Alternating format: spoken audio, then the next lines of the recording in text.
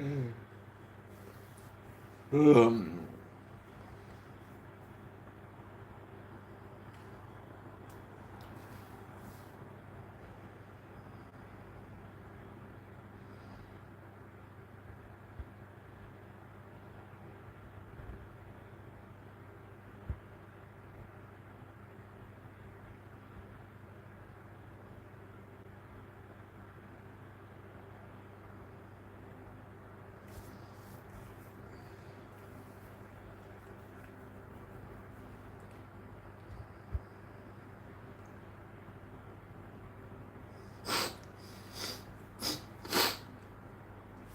Hi guys, I'm Daddy Freeze, convener of the Free the Sheeple movement and leader of the Free Nation in Christ.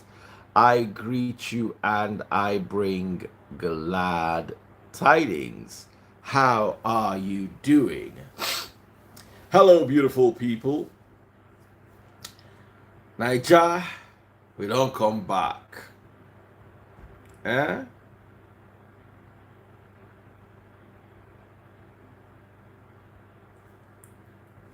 So, Bookie Shotte, how are you all doing? Big shout out to you. Someone say, you know, buy Bookie UK Agege bread. We could buy small. How are you all doing? Welcome to another episode of Clash of the Supporters. Sorry, I couldn't host it yesterday because I was in transit. So finally, we're on the ground now, back to my normal chair.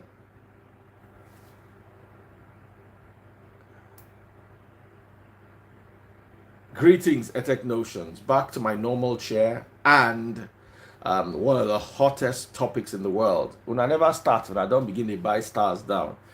Vivienne Obi Nwakolo, thank you so much. She sent sent 50 stars. And Tunji Alebiosu sent 150 stars. So the first time somebody came before Tunji Alebiosu. Thank you so much. Star Wars are on. And let me use this as an opportunity to bring up the teams representing Peter Obi, Atiku Abubakar, and Bola Ahmed Tinubu. So,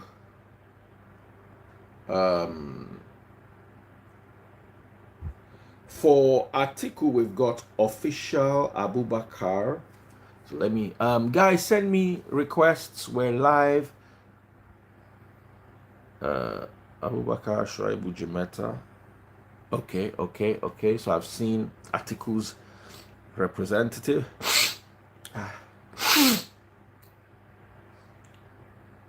Welcome, my audio. Is anything wrong with my audio? Hold on a second, guys. I think I need to blow my nose.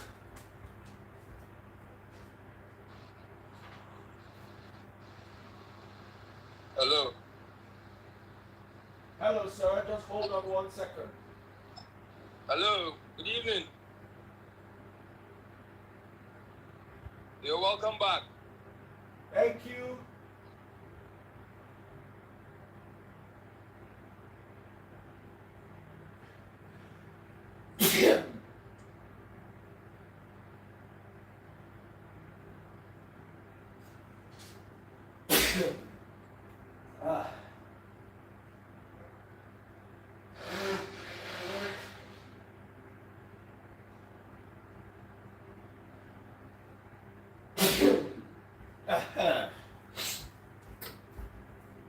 Let me hold some tissue. Yeah, you worry me.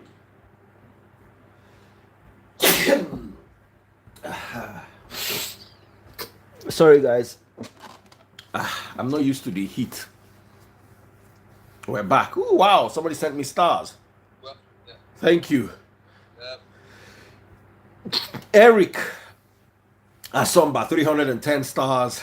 Thank you so much. Okay, so welcome. Let me bring everybody else on the live so we can kick off. For team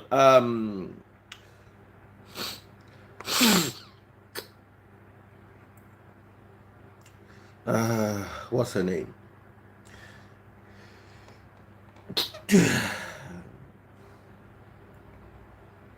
Okay, Ebojele, Peter. Peter, you're supposed to be on this live. Let me invite him.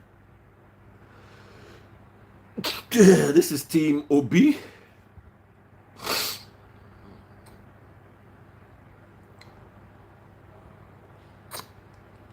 Okay. And then Bongolese team. That's Team Ashiwaju.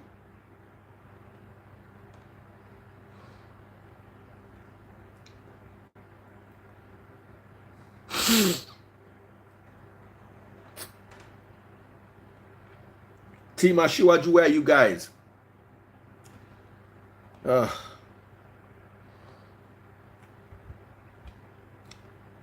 So what's the order that I'm supposed to go? Peter Ebojele. I saw him watching me on Facebook. Peter, you are needed on Instagram, not Facebook.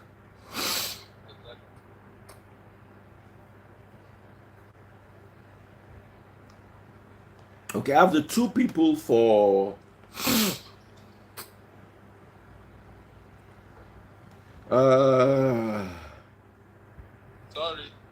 sorry, oh, now me supposed to apologize. But the whole plenty drama. Who is going first?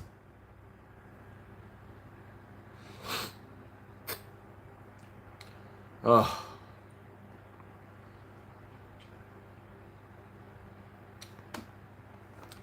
So guys, we're ready for Clash of the Supporters.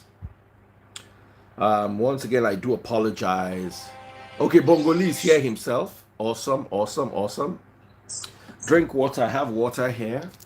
I drank too much Coke.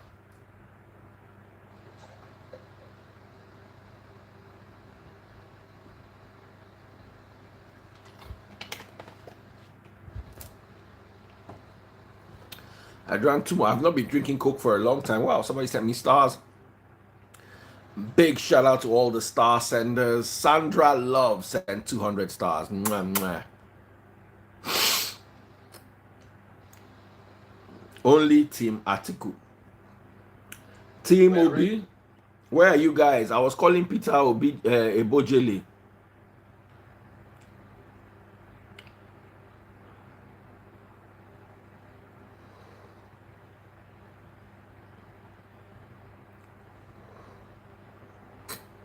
Peter is not here. Oh. Hey, Peter is not here for Team Obi, even though I have both their reps. So let me just call the second guy from Team Obi then. Brume. Bongoli is here. Bongoli, where are your people? Bongoli.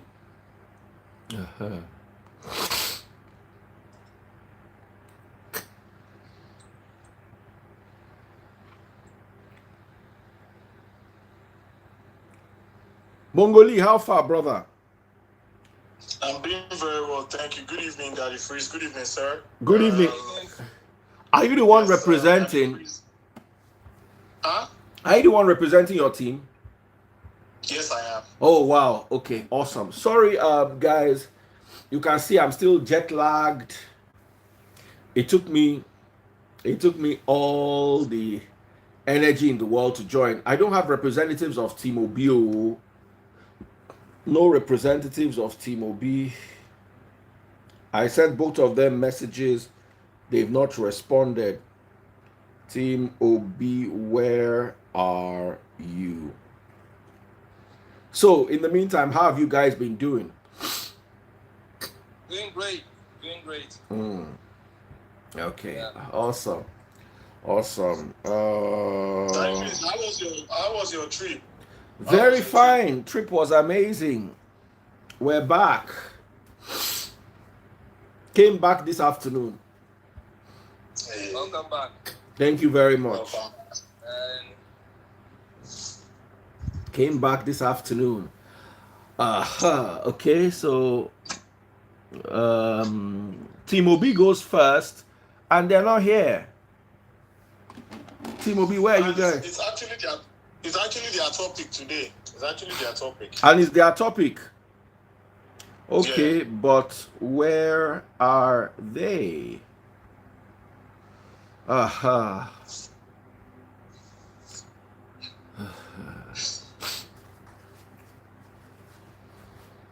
Peter has been sending requests. No, he's not here. Oh. Peter, I've been sending Peter requests since morning. Oh, I saw him on Facebook actually. I think he sent a request on Facebook. That's what I was saying. I saw Peter Ebojele on Facebook.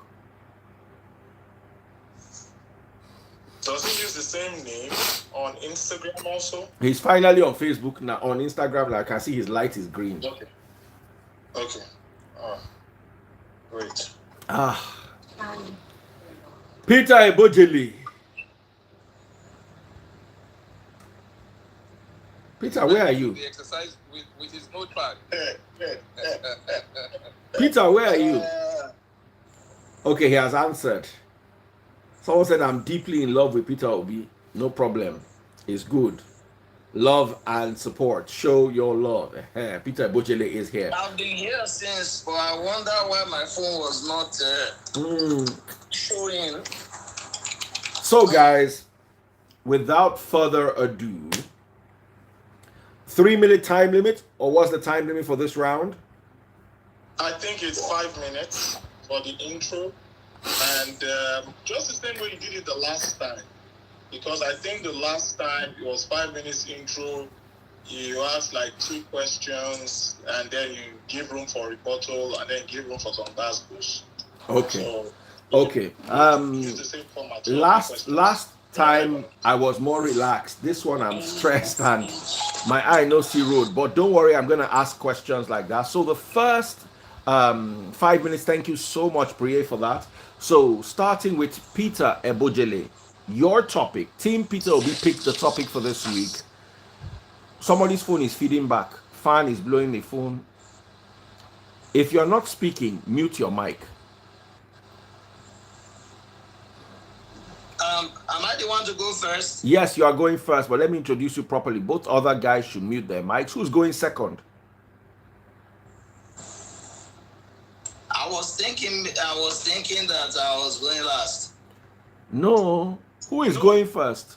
No, sir.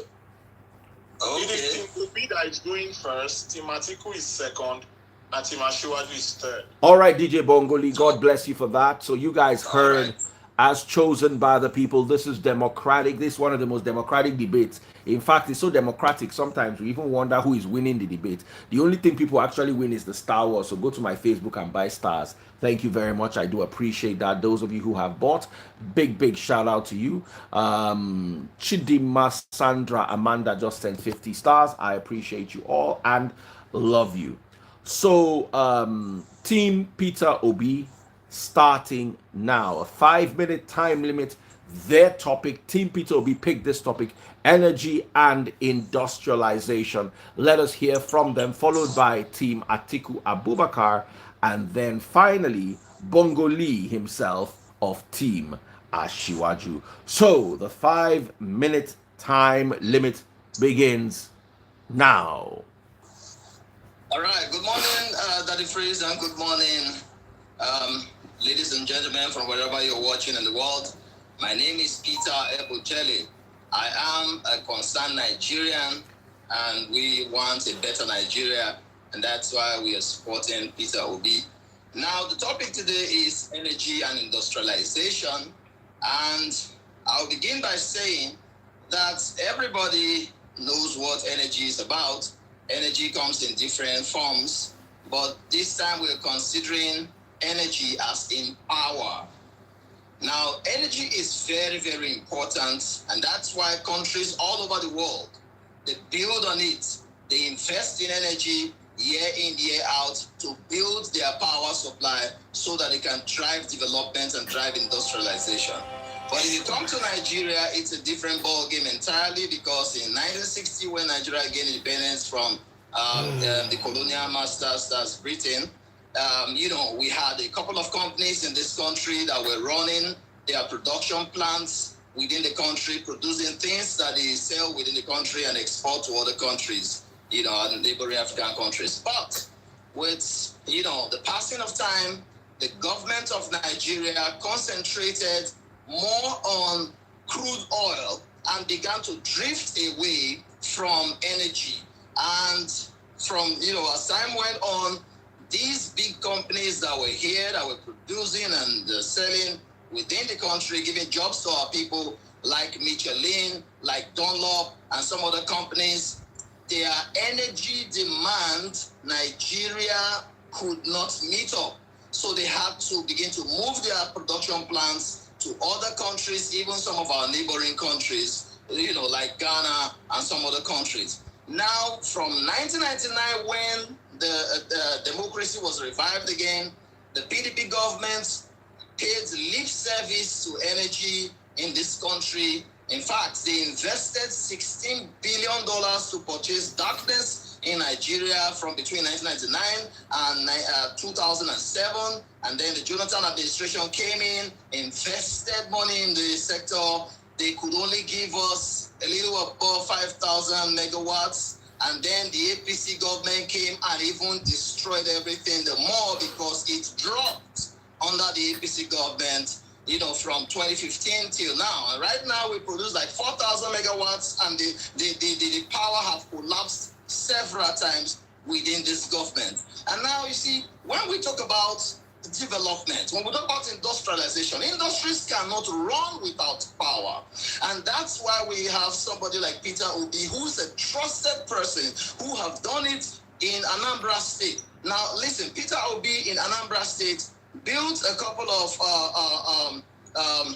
power sub plants, that's a transmission, like about 4 of them, that was transmitting power within Anambra State. Okay, and now Peter Obi was able to attract investment, to attract industry to Anambra State. If you look at companies like Innocent, for example, Peter Obi's government was able to encourage Innocent to have a plant in Inewi, and then there's a brewery that also came to Anambra State. During Peter Obi's administration, Orient refinery was established. That was in 2012 when it was commissioned by the government of Goodluck Jonathan. It's there. Bongole is looking as if it's a lie. It's there. Browse it. So you see, the truth of the matter is that corruption is the biggest challenge that Nigeria is facing. And that's why the PDP and APC government have not been able to tackle this thing because of corruption. Atiku said in a video that I have that, they intended to invest, but there were some people they paid 100% who didn't do their job, and nobody was arrested. You see, the truth remains that when we are talking about power, we're talking about building. You see, Peter Obi have been making research. He has gone to Egypt, a place where they have been able to triple their power supply. The companies that did it, what they did, he did on-the-spot assessment of what they did. If our neighboring countries are making it, what are they doing? Peter Obi is here to ensure that Nigeria has stable power. Time up. He's tripling it into between 12,000 to 15,000 megawatts of electricity is what Peter Obi promises to do within the first 4 years of his administration. Ladies and gentlemen, I urge you to support Peter Obi. He is the man that can transform Time up. Industrial sector.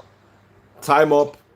You use 5 minutes 20 seconds. I stopped the clock at 5 minutes 15 seconds. Please stay within your time limit. Okay, this session is being properly timed. I'm managing the time myself. So reset 00 5-minute time limit. Team Atiku Abubakar, your take on energy and industrialization as regards to your principle. 3, 2, 1, and go. You're mute. You're mute. I'm resetting your time. Okay, thank you very much for that. Back to 0. Here goes. All right, thank you very much, co-debaters. Daddy Freeze, thank you for hosting this program, and our lovely audience. is in fact a very important and crucial topic. Power and industrialization is the ingredient for any economic or developing country or even a developed country. First things first, that what we need to understand is that there would be no industrialization without adequate power. And now, let's even understand what that power sector is. In Nigeria, we have a 3-value chain power sector, which is generation, transmission, and distribution. I would want to take us back to history. Let's even know where we started from in Nigeria. The first generating plant was built in Lagos in 1829, right? I'm bringing this up so that we understand some of these things and how they're going. First, in 1896, but not until 1929 that electricity supply came into the country. So now, look at the time at which the generating plant was built, 1896, and then started producing power and transmitting to the final consumers in 1929. Now, a lot of things has happened over the years, and what has happened over the years, not just starting from 1999 or so, power is about planning, and it plans as also your population grows. And what has happened is that we've caught up with our generation due to our population growth without generating more electricity to be able to power Nigerians. Once upon a time, industrialization was great in Nigeria in the 60s to 70s. We had a lot of industries. We had about 7 automobile industries that were functioning across the geopolitical zones in Nigeria. We had Peugeot Automobile in Kano, we had Volkswagen in Lagos, we had Leland in Ibadan, we had Fiat in Kano, we had Steer in Bauchi, we had Anamco in Enugu. So all these things happened. We had Dunlop. Peugeot by the 80s had reached 45% local content. A lot of industries that were supplying these countries came to Nigeria. What does that mean? It means we are producing. We are producing. By producing, that means we are consuming and we are even exporting. That helps our economy. So that gets to show you the importance of what power is to our country and industrialization. And now one of the major issues that we're having, even though a lot of governors individually or other people have tried to market other companies to Nigeria to come and set up, but one, power is not enough. They are still powered by generators. That makes production very, very expensive and unaffordable to most consumers. And policies have not helped because, one, if you don't have policies that will help your internal that are producing, because of the high cost of energy in terms of now generating sets and other power source, people are importing at cheaper cost. And once they import at cheaper cost, now it derives us from foreign exchange, making us the naira to devalue, right? And then killing our companies because other products are coming in, are being imported and are cheaper than what we are producing here. You spoke about Innocent. Once upon a time, right, we are one of the largest purchasers of Toyota. And almost. But Toyota doesn't have a plant in Nigeria. So we are providing employment for other companies out there. We are providing employment for foreigners. So that is what my principal wants to change. This has been done. We are working on it. Plans have been put in place to see how we'll jump our generation. Thank you. Time so much. up. Time Over up. to you, Daddy Freeze. Thank you so much. Thank you very much. You stayed more within time, even though I had to reset your time because your mic was off.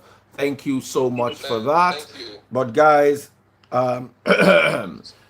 let 5 minutes be 5 minutes over. Up to the team leader for Team Ashiwaju, Bongo Lee himself. A 5 minute time limit goes in 3, 2, 1, and now.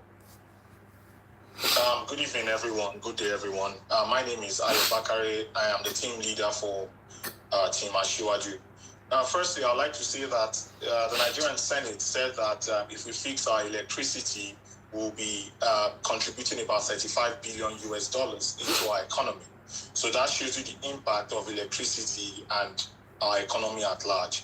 Now, electricity in Nigeria is broken into three different sections. It is the generating, the transmission, and the distribution. The generating and the distribution are privatized, while the transmission isn't privatized at this time. So currently we have 6 GENCOs and we have 11 DISCOs. Now, a GENCO, the GENCOs, our total generating capacity is 13,500 megawatts. Our transmission is about 8,000 megawatts, and our DISCO, with their capacity at this time, is about 5,000-ish megawatts. But then we begin to look at the efficiency factor of 0.7, which makes those numbers drop. Now, the next question I begin to ask ourselves is what are the problems? What are the problems that we're facing in our electricity sector, in our power sector? And two of them basically are our transmission and our distribution. So our transmission and our distribution have not been able to cut across all sites in Nigeria. Nigeria has 20,000 kilometers of electricity lines at this time, but we should be at about 35,000 kilometers. And that is why you hear that we have 60% people that only have access to electricity in Nigeria. And why do we have these issues in Nigeria? It is because of the draconian agreements that Peter Obi himself led in 2013, and also Atiku signing into law that 2006 agreement, because it was a national privatization head. And that put us in the quagmire that we are in today, because there are bills, there are agreements in there that says that if Nigeria doesn't even get gas to go into these GENCOs, Nigeria is going to be paying millions of dollars every day, even though they don't produce electricity at this time. So there were 4 major ones for the next 25 years that were draconian bills that were signed. Now, when they privatized our power sector, it was privatized for a paltry $3.2 billion US. Why? Because foreign investors ran away. And then Atiku and Obi and all his cronies, they came together, got their friends or whatever cronies and all, and they came to buy this thing at $3.2 billion US. Now, this is where Ashiwaju comes in. Ashiwaju is not somebody that is pushing for complete capitalism. Ashiwaju is looking at public-private partnership. And now let's look at Ashiwaju's solutions. Back in 1999, Ashiwaju wanted to have an independent grid for Lagos State. And that was why he brought the first ever IPP into Nigeria. And he fought against Atiku and Atiku's principal at the time, and not knowing that they all had a plan to privatize this sector. While Ashiwaju was fighting tooth and nail for Lagos to have its own grid, its own national grid. And then in 2022, in the constitutional amendment, they said, oh yes, each state can now have their own grid.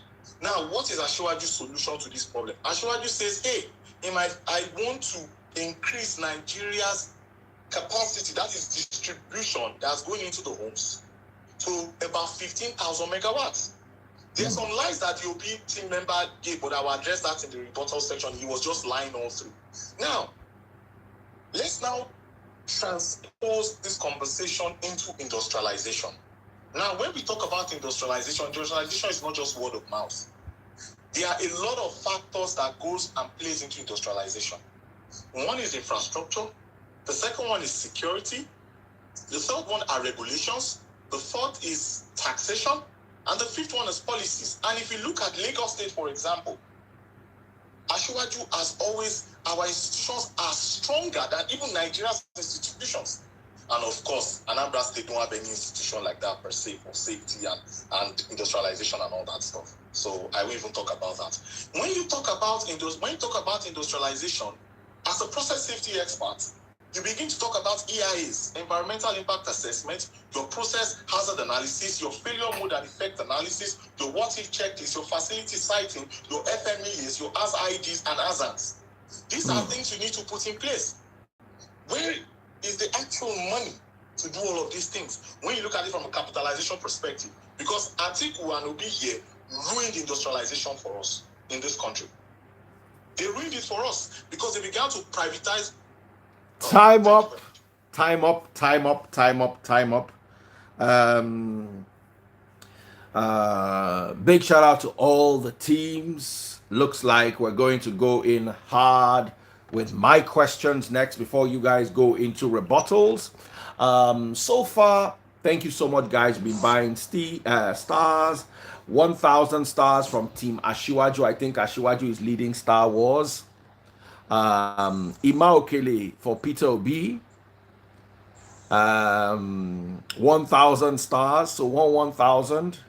So Atiku versus Peter Obi is actually happening in the Star Wars. Support your team and support Daddy Free's channel. Big shout out to all the teams, by the way. Star Wars does not determine the winner of the debate. It does not determine the outcome of the election. It's just our way of having fun and making sure everybody else has fun. The debate is very hot, and I know all the teams are already brewing. They are getting ready to go at each other's neck.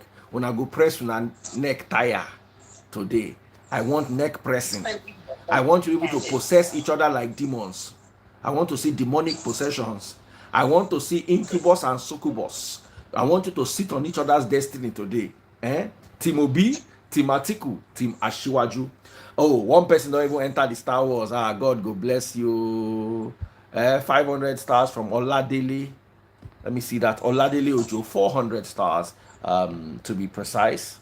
Thank you so much. Let's see what that would look like. But in the meantime, I have a question for all the teams. Now, if you're sending in your questions, don't say Team Pitobi. Send questions that all three candidates can answer.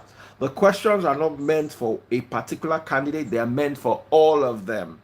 Just the way they're all talking about industrialization. So, my question is, Nigeria is blessed with abundant renewable energy resources. Okay. I like this guy. Omka Collections. Evenly distributed question. It says, thank you, Daddy Freeze. My question is, Nigeria is blessed with abundant renewable energy resources, such as solar, wind, biomass, and small hydropower potentials. What are each aspirant's plans towards the above mentioned sustainability? So that's one question. Sean Leeds also asked, my question is, Great Britain's industrialization happened between 1760 and 1840. In the 19th century, Japan in 1870, China going through a revolution now. It is clear that for any nation on earth to prosper, it requires an industrial revolution. So what are each party's policies? How do they plan to spark the industrialization and sustain it? Has Nigeria been playing second fiddle to the BRIC countries? So once again, I'm going to take the two questions. In your rebuttals, do find time to throw some light on the questions. The question one, from Omka Collections. Nigeria is blessed with abundant renewable energy resources. What are the plans of each candidate with regards to the resources? Then Sean Leeds' question, which is in summary, industrial revolution. What until a country attains an industrial revolution, the country will continue to either sink or plateau at the bottom. Industrial revolution, your candidates, what are the plans? Quick shout out to people who've been buying stars. Malachi Daniel Mata just sent 100 stars. God bless you. Adetoye Mafo sent 50 stars. God bless you. Yetunde Shakira from Team Tinubu, 1,000 stars. So currently, Team Tinubu is leading the Star Wars. And what Team Tinubu no one agree today. Ashiwaju leading with 2,050 stars. No, 3,050 stars. And Team Obi with 1,000 stars. The night is still young. We're only in the rebuttal section. Ladies and gentlemen, boys and girls, how is this going to go? Handing over to Team Peter Obi. Remember, while you are firing your brothers, answer the question, because that question is also going to go a long way. While they're at it, you guys can drag yourselves on the Star Wars. To buy stars is so easy. On my Facebook channel, just below the video, you can see how to buy stars right there. So over to you, Peter Ebojele of Team Peter Gregory Obi. 5-minute time limit. Let me set your timer. 3, 2, 1, and here goes. All right. You see, I want to quickly, first of all, say that when people blame people, there is no progress. One thing APC as a party knows how to do is to throw blames. These people have been governing Nigeria for the past 7+ years, and they're still throwing blame. I heard when Bongoli said that Peter Obi signed something in 2013. Are you aware that Obi was a governor in 2013, governing Anambra State, and then there was a president of Nigeria? You know, so when people like to blame people, they just continue to blame. They produce power on paper, 13,000 megawatts. Our power grids have collapsed. We can't count the times that's collapsed again and collapsed again. And we have 4,000 megawatts of electricity, and the country cannot progress like that. Our plans we have, Peter Obi have already put his plans forward. It's very straightforward. The question somebody asked is, what's the plan? There are many ways to settle the power problem. There are parts of Nigeria that can thrive more on wind. There are parts that can thrive more on solar. There are parts that can thrive on gas. There are parts that can thrive on hydro, which we are using. So all the energy options are open. Peter Obi is open to all the energy options that we need, because without energy, we're only going to be making noise about industrialization, like APC have been making noise about industrialization. More companies have left Nigeria under APC than anything. More companies are leaving. The power sector is dying. Asiwaju is making promises. Remember, he's saying he developed Lagos. He used his boys. His boy, Fashola, have been the power minister in the first tenure of the APC government. The first 4 years, Minister of Power, Housing and Works. There's no power but complain. But that's not how Peter Obi is going to handle it. Peter Obi is going to handle it head on. He is well prepared for the job. He has done his research and is still doing more research, because one of the biggest problems is a lot of times politicians don't educate themselves. They downplay education. You know the way APC is even handling education today, our university education stuff. They downplay education, they refuse to learn. But Obi is constantly learning, constantly asking questions. All the things he's going to do, he has said it on different fora. There are areas that will need that will thrive on solar. Solar will be encouraged in those places. Areas that will thrive on gas. We have a lot of gas deposits in Nigeria, and right now the government that's there is wasting all of these opportunities. The truth remains, if Nigeria's naira will rise, it is going to be based on the move that we make.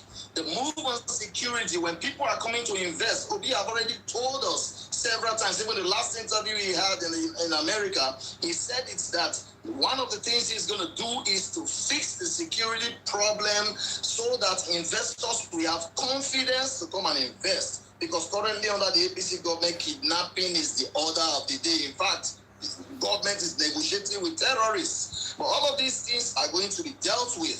Security will be dealt with head on. It's not promises like they are making. They are there, they are not doing it, and they are promising us, give me 6 months, give me that. That's not what Obi is going to do. Obi is going to fix the problem. All of us know the solution to the problem. Obi have already said it, that he's going to encourage state policing, because when he encourages state policing, that problem can be tackled. And you see, when we look at restructuring that, APC have made noise about restructuring. They are there, they are not restructuring anything, where people are allowed to control their resources and they control their security. Obi have already given us that assurance that that's what it's going to do. So when security is fixed, the investors will have confidence to come and invest. He's already speaking with Nigerians in the diaspora who are ready to come and invest in the country as soon as Obi takes the leadership mantle of the country, because this is a man who is sincere. Everything he wants to do is in the open. It's not something that is secret. Obi is not known to be a complainer. Obi is a performer. You understand? Okay, my time is up. Time is up. Thank you so much. Thank you so much. Over to Team Atiku Abubakar, as ably represented by Abu Jimeta. 3, 2, 1, 5-minute time limit. Your time starts now. Thank you very much. First things first, I want to make this clear to Tinubu that Atiku was not the one that privatized the power sector. So let's get that point clear. I think you need to go back to your records and clarify that. So let's argue with facts and know where we are coming from. The power sector in Nigeria has come a long way and has had issues from a very long time. Now, in regarding renewable energy and other source of power, like the question came from, yes, there are various regions and locations in Nigeria that are suitable for renewable energy in terms of solar, mini grids, and thermal, which is gas, right? We have large deposits of gas, which is the main source of electric power to Nigerians, and also hydro. Hydro is a bit outdated, but we still have hydro plants in Nigeria that still augment what we have. For me, that should be a substitute. Now, part of my principles and my candidate's agenda, he has mentioned that power economy is one of his key drivers and what he wants to pay attention to. And of course, to be able to promote that and also invite investors to come in, security is key, which he laid in his 5-point agenda. So, it's not when we come in like other governments, that is when they start planning on what they want to do. Plans are already set in motion. Committees have been set up to look at various sectors and come up with plans on how to address the matter. Now, one thing I will say about my client, my candidate, is that he comes from a good line of experience. Years of experience and governance, and knows exactly where the issues are. It's not just about generating. One of the major issues is today, if we generate 10,000 megawatts in Nigeria and above, how do we transmit? If the transmission capacity is low, no matter how much you generate, you can't transmit. So we have to look at that, and that is one of the places that we want to look at and invest, just to ensure that as we are growing the generation through renewable energy and other mini grids and thermal, investing in our transmission to be able to evacuate and wheel this generation. It has already been segmented. Most part of the north, Jigawa and Kano has been identified as one of the best locations for solar, not just in Nigeria, but worldwide. The research has been done, and it can help in terms of solar. Down south, south, and southeast, the gas deposits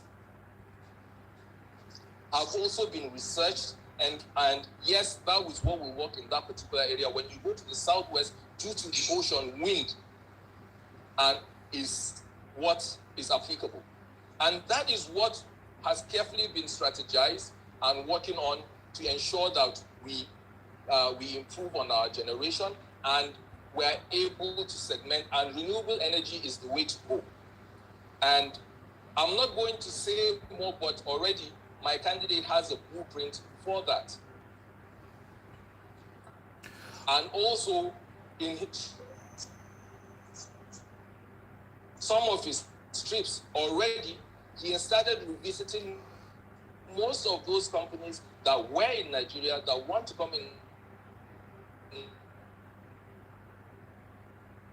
Nigeria, still talking to them to tell them that in his own presidency, he's going to make it convenient and create a very good business environment for them to come and invest, so that we go back to change the narrative, improve the value of what we are. I would answer regarding to renewable energy and mini grids and then thermal in terms of generating. Nigeria, as it is now, if we are going to supply 24-hour power supply to Nigerians and our industries, we need way above 40,000 megawatts to do that. So you see, we have a long way. And that is what we need to do, and that is what my principal is pushing. Thank you very much, Daddy Freeze. I will not go above my time now. I think I would want to be on time. Thank you. All right, big shout out to Team Atiku. They keep to time. A good one there. And finally, we're moving over to Bongo Lee. DJ Bongo Lee. Are you going to play the music within the time limit? 5-minute time limit. And the rebuttals are on. Your time starts now. Thank you very much, everyone. Firstly, I think it is rather unfortunate that we have two businessmen. One is known to import, is one of the biggest importers of finished goods in Nigeria, talking about industrialization. So this person here is anti-industrialization. Then Atiku, on the other hand, that one sold a lot of our industries for peanuts. And where are they today? Where is Niger Dog today? Where is our electricity today? Where is our Jakarta steel today? Where is that steel in what's it called? In Osun State today? We know you and Atiku and Obi, they have the same ideology. Free market economy, privatize everything. Now let me move on. I'm really trying my possible best not to brag here, because I have made electricity for 3.5 years as a utilities engineer, and I am currently a manufacturing engineer. So I'm really trying my possible best, because when we begin to talk about the technicalities, I don't want to get into it. I do not want to, because I'll start using words that a lot of people here don't understand. Now, let me go back down now. Now, let's talk about industrialization in Nigeria, for example. According to experts, Nigeria needs about $100 billion for the industrialization that we are yearning for. There's only one person that is proven to know how to generate revenue, and that is my principal, Ashiwaju. They talked about Bongo, go and check your facts. Maybe it is Team Atiku that needs to go and check his facts, because Atiku was the head of the privatization program during Obasanjo, and in 2006 he signed that bill to law.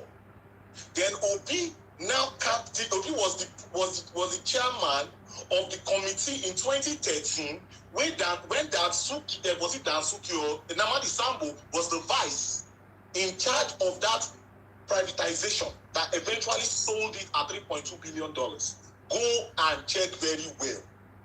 You people don't know anything about your principal, just come and be talking. That's why people have been lying. Which other lie did you even tell, sir? Where is it here? You just kept on lying. Which other lie? Which other lie? Which other lie? He said he went to Egypt. No, he said he went to Egypt.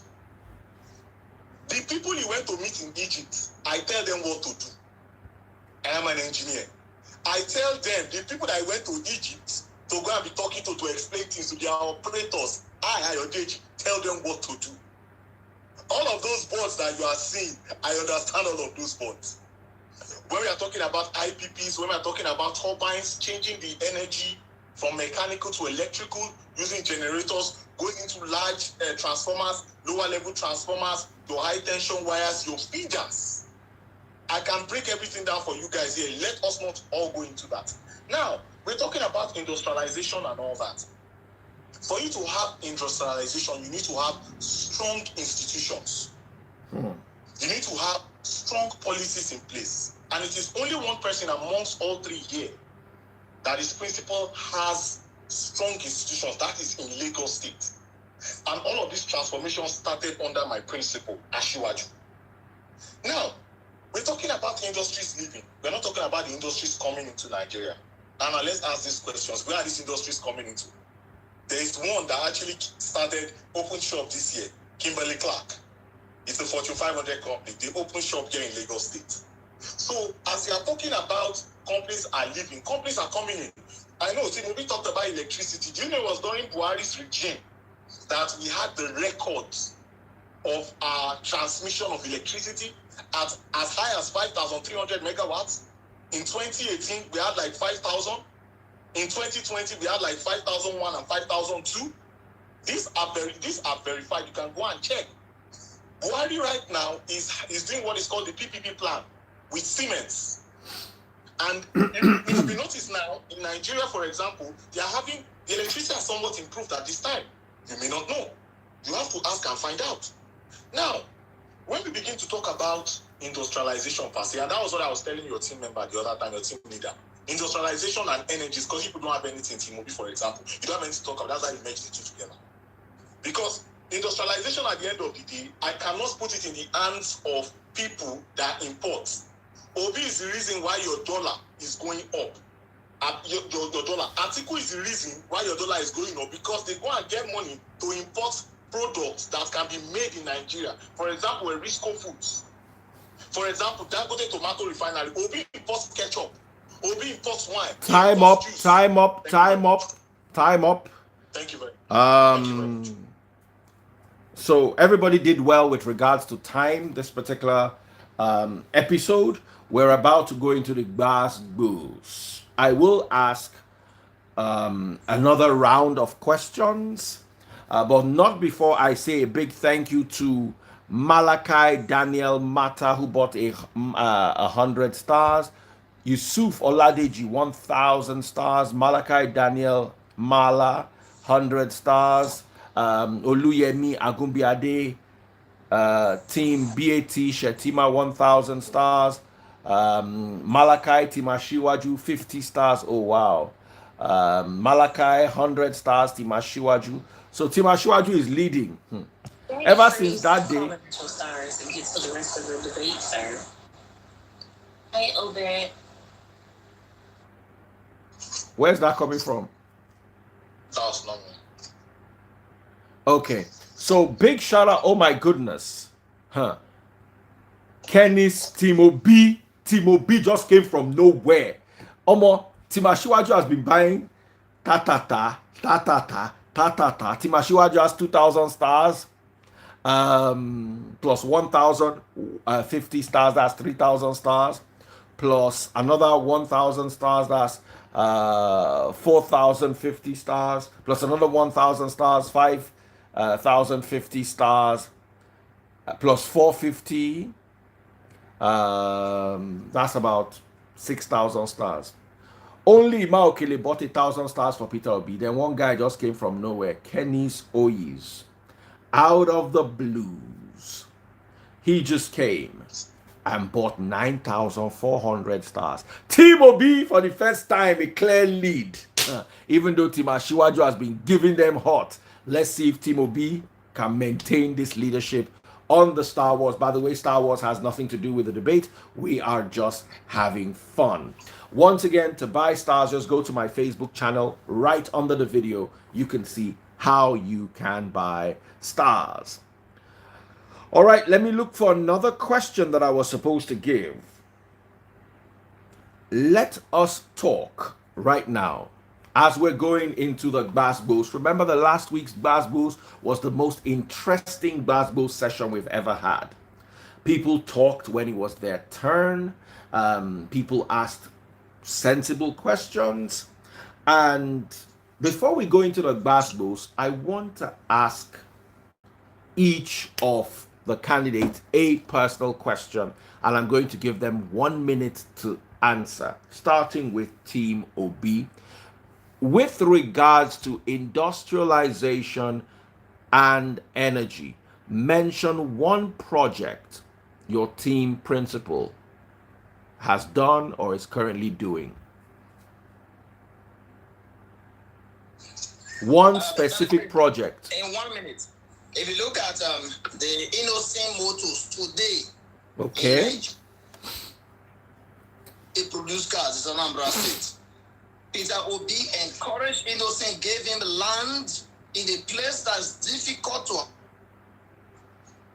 Bongoli, APC is all promises cancelled. Bongoli is an engineer. He's teaching people in Egypt. Asiwaju doesn't know what to do as APC leader. All right, so that's your answer, Innocent Motors. He doesn't know what to do. He's up the lines. All right, Innocent Motors. All right, real quick, let us look at Team Atiku Abubakar. One thing that you can point to that your principal has done with regards to energy and industrialization. You have 1 minute. All right. One thing in regards to energy, it was during my principal's time, that the generation of Nigeria actually reached 7,000 megawatts. It reached 7,000 megawatts. And again, most of the IPPs that were built in Nigeria was built during that time, between 1999 and 2007. Most of the gas power plants and the Niger Delta Power Holding Company was established during that time. So during and again, of course, the vice president of Nigeria is always the one in charge of or responsible for sectors like this in Nigeria. Time up. And it continues. Time up. All right, Team Atiku Abubakar. Atiku. Team Ashiwaju. Specific projects, specific things your principal has done with regards to the furtherance of industrialization and to tackle the energy crisis. Okay, I'll speak on energy. And Ashiwaju is the reason why electricity is somewhat demonopolized in Nigeria. Bringing the first independent power plant into Nigeria. It is in Ikorodu. You can see it. And it added about 25 to 30 megawatts to the national grid at the time. Ashiwaju wanted Lagos to stand alone on it by itself, not knowing that Team Peter Obi, and Atiku had a grand plan, one in 2006 and one in 2013, to sell off 67% of our electricity and put electricity in shambles, which now Buhari is trying his possible best with the Siemens PPP contract to bring it back up.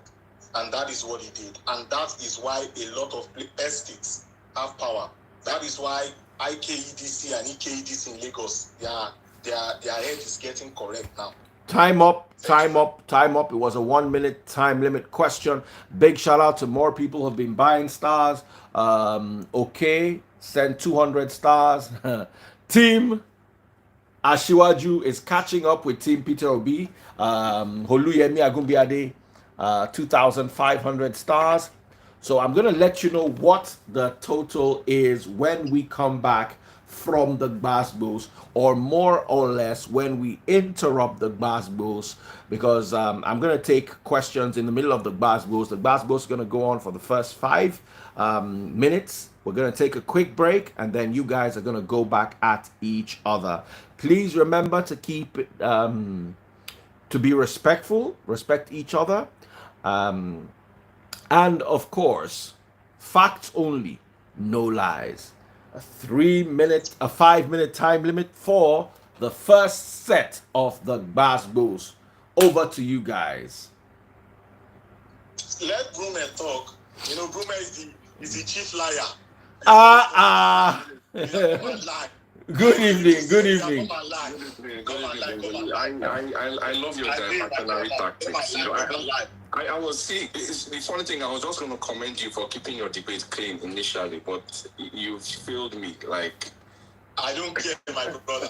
You have failed me. I'm disappointed in you, Bongoli. Disappointed. Anyway, let me tackle that. The free says facts only, right? So, I listened to both of you, Team Atiku and Bongoli, right? And what you guys have done is to just lecture. You've defined power, defined energy, told us that there's transmission, generation, distribution. I have not heard what your principles are going to do, right? You define that at the end of your speech, you say, and this is what Asiwaju is going to change. You have not told us anything really that your principal is going to do. Now, you said Asiwaju tried to stop the monopoly of power in Nigeria. You said he brought an independent power plant, right? I would like you to know, Bongoli, that in Nigeria of today, every state government, every individual, every company is bound by the laws of the Federal Republic of Nigeria, right? Now, before you can build a power plant in Nigeria, you have to get approval from the federal government. They're going to approve exactly how many megawatts you can generate and feed to the national grid if you can. Now, you mentioned that estates in Lagos have power. Bongoli, I've lived in Lagos before, right? The power situation in Nigeria is bad everywhere. It is not better in Lagos than it is in Abuja. It's not better in any part of the country because of the efforts of any state governor, Bongoli. So please, can you clarify for everybody to hear, what exactly are the plans of Asiwaju Bola Ahmed Tinubu to solve the power situation in Nigeria? That's one. Before I finish, right, you're an engineer, right? I was disappointed when you said that there's no relationship between power and industrialization. What powers the machinery? Who said that? You just said so. You are started lying again. You just said, you can't help yourself. We are lying. You just said in your last statement, we chose the topic, right? We chose power, we chose energy and industrialization. You just said there was no relationship, Bongoli. You are a chemical engineer. I'm disappointed that you just said it, Bongoli. Come on. Power and industrialization, you like to lie. You just lie again. I knew it. I asked you a question, Bongoli. Stop diverting. Excuse me. Bongoli, please tell us. What exactly is Asiwaju's plan for power? Peter just told you Peter Obi's plan. What is Asiwaju's plan for power? No, you didn't tell me. No. What was his? What did he say? He was just rabble rousing. Should I say it in one sentence? One sentence. Say it. Peter Obi plans to generate, transmit, distribute 15,000 megawatts of electricity in the first 4 years. It's Asiwaju that said it. It's Asiwaju. You see, you point to use Asiwaju's word. He's here. You see, lie. It's Asiwaju that said it. It's a premium time. Peter Obi went. Sorry, with all due respect, sorry. What's her name? Yetunde, please post that premium times comparison of all three economic policies of Obi, Asiwaju, and Atiku. Post it there so people can go and check it and see that it's Asiwaju that has been saying 50,000 megawatts in 4 years. They should go and take 50,000 megawatts. Don't be lying. Let her speak, right? Let her speak. And please, everybody, watch Adiola Fayumu's interview of Peter Obi about 2 weeks ago. Stop lying. He said it, right? He said it with his mouth. It's verifiable. Okay, Let Atiku talk. I will talk. Let Atiku talk. Yeah, I don't get to lie. So you have no answer. Nice one, Bruno. Nice one. All right, guys, let Team Atiku talk. Team Atiku. Yeah. Come, guys. Let me punctuate you guys here. Let me punctuate you guys here. Eh? Yeah. For the first time in history, Team Atiku has not bought 1 star. Team Obi, listen, Team Tinubu. Team Tinubu is doing so well. Team Tinubu has 8,000 stars. But all of a sudden, out of nowhere, Team Obi is leading. I'm so happy with Team Obi today because they are making me smile. 10,400 stars for Team Obi. Oh my goodness. Ashiwaju has just jumped everybody with 12,000 stars. Nice. So that's a total of 20,000 stars for Team Ashiwaju. Team P2B, I was just praising you guys. Anyway, that was to douse the whole tension going on. Let me reduce the tension and back to where we were initially. Big shout out to Team Atiku, who is going to have the floor, and there's going to be a bit of peace. Team Obi, you have to retaliate. Don't let these Ashiwaju people win you. I don't know when to talk. Who is talking? Team Atiku, they don't get power to you. Team. One thing I noticed with Team Obi and Team Ashiwaju. Hey. Because yeah, let me calm down. Yeah, exactly. Bongo, no, yeah, exactly. But Bongo, let me just tell you, so a lot of your things are not coming with facts. I will tell you that, and I will tell you that your principal was not the first person in Nigeria to bring up an IPP. Okay. He's not. You will tell me what. One of the first IPPs came in Aba. Okay. In Nigeria. And you said your principal. No, forget about that. I'm using what you said. And you are using points that you don't have facts to score cheap points for your principal. And that's just the fact. And regarding what Brume said, yes, in our earlier conversation, probably carefully listen, we plans my principal has in terms of industrialization and power. Now, when it has always happened. Every government coming into power or campaigning will say, okay, I will do 10,000 megawatts, I'll do 5,000 megawatts. Do you understand? In 4 years, in 3 years. It goes beyond that. What is your roadmap? What is your plan towards generating that? And that was what I said. In terms of my principle, not just identifying the gaps. Of course, you would not speak about power and industrialization without looking at what are the problems the value chain right now offer to the country. What is the reason for grid collapse? Our transmission lines. Some of our transmission lines are 30, 40 years old. They can no longer take. That was why I said, even if we generate 20,000 today, we can't wheel it.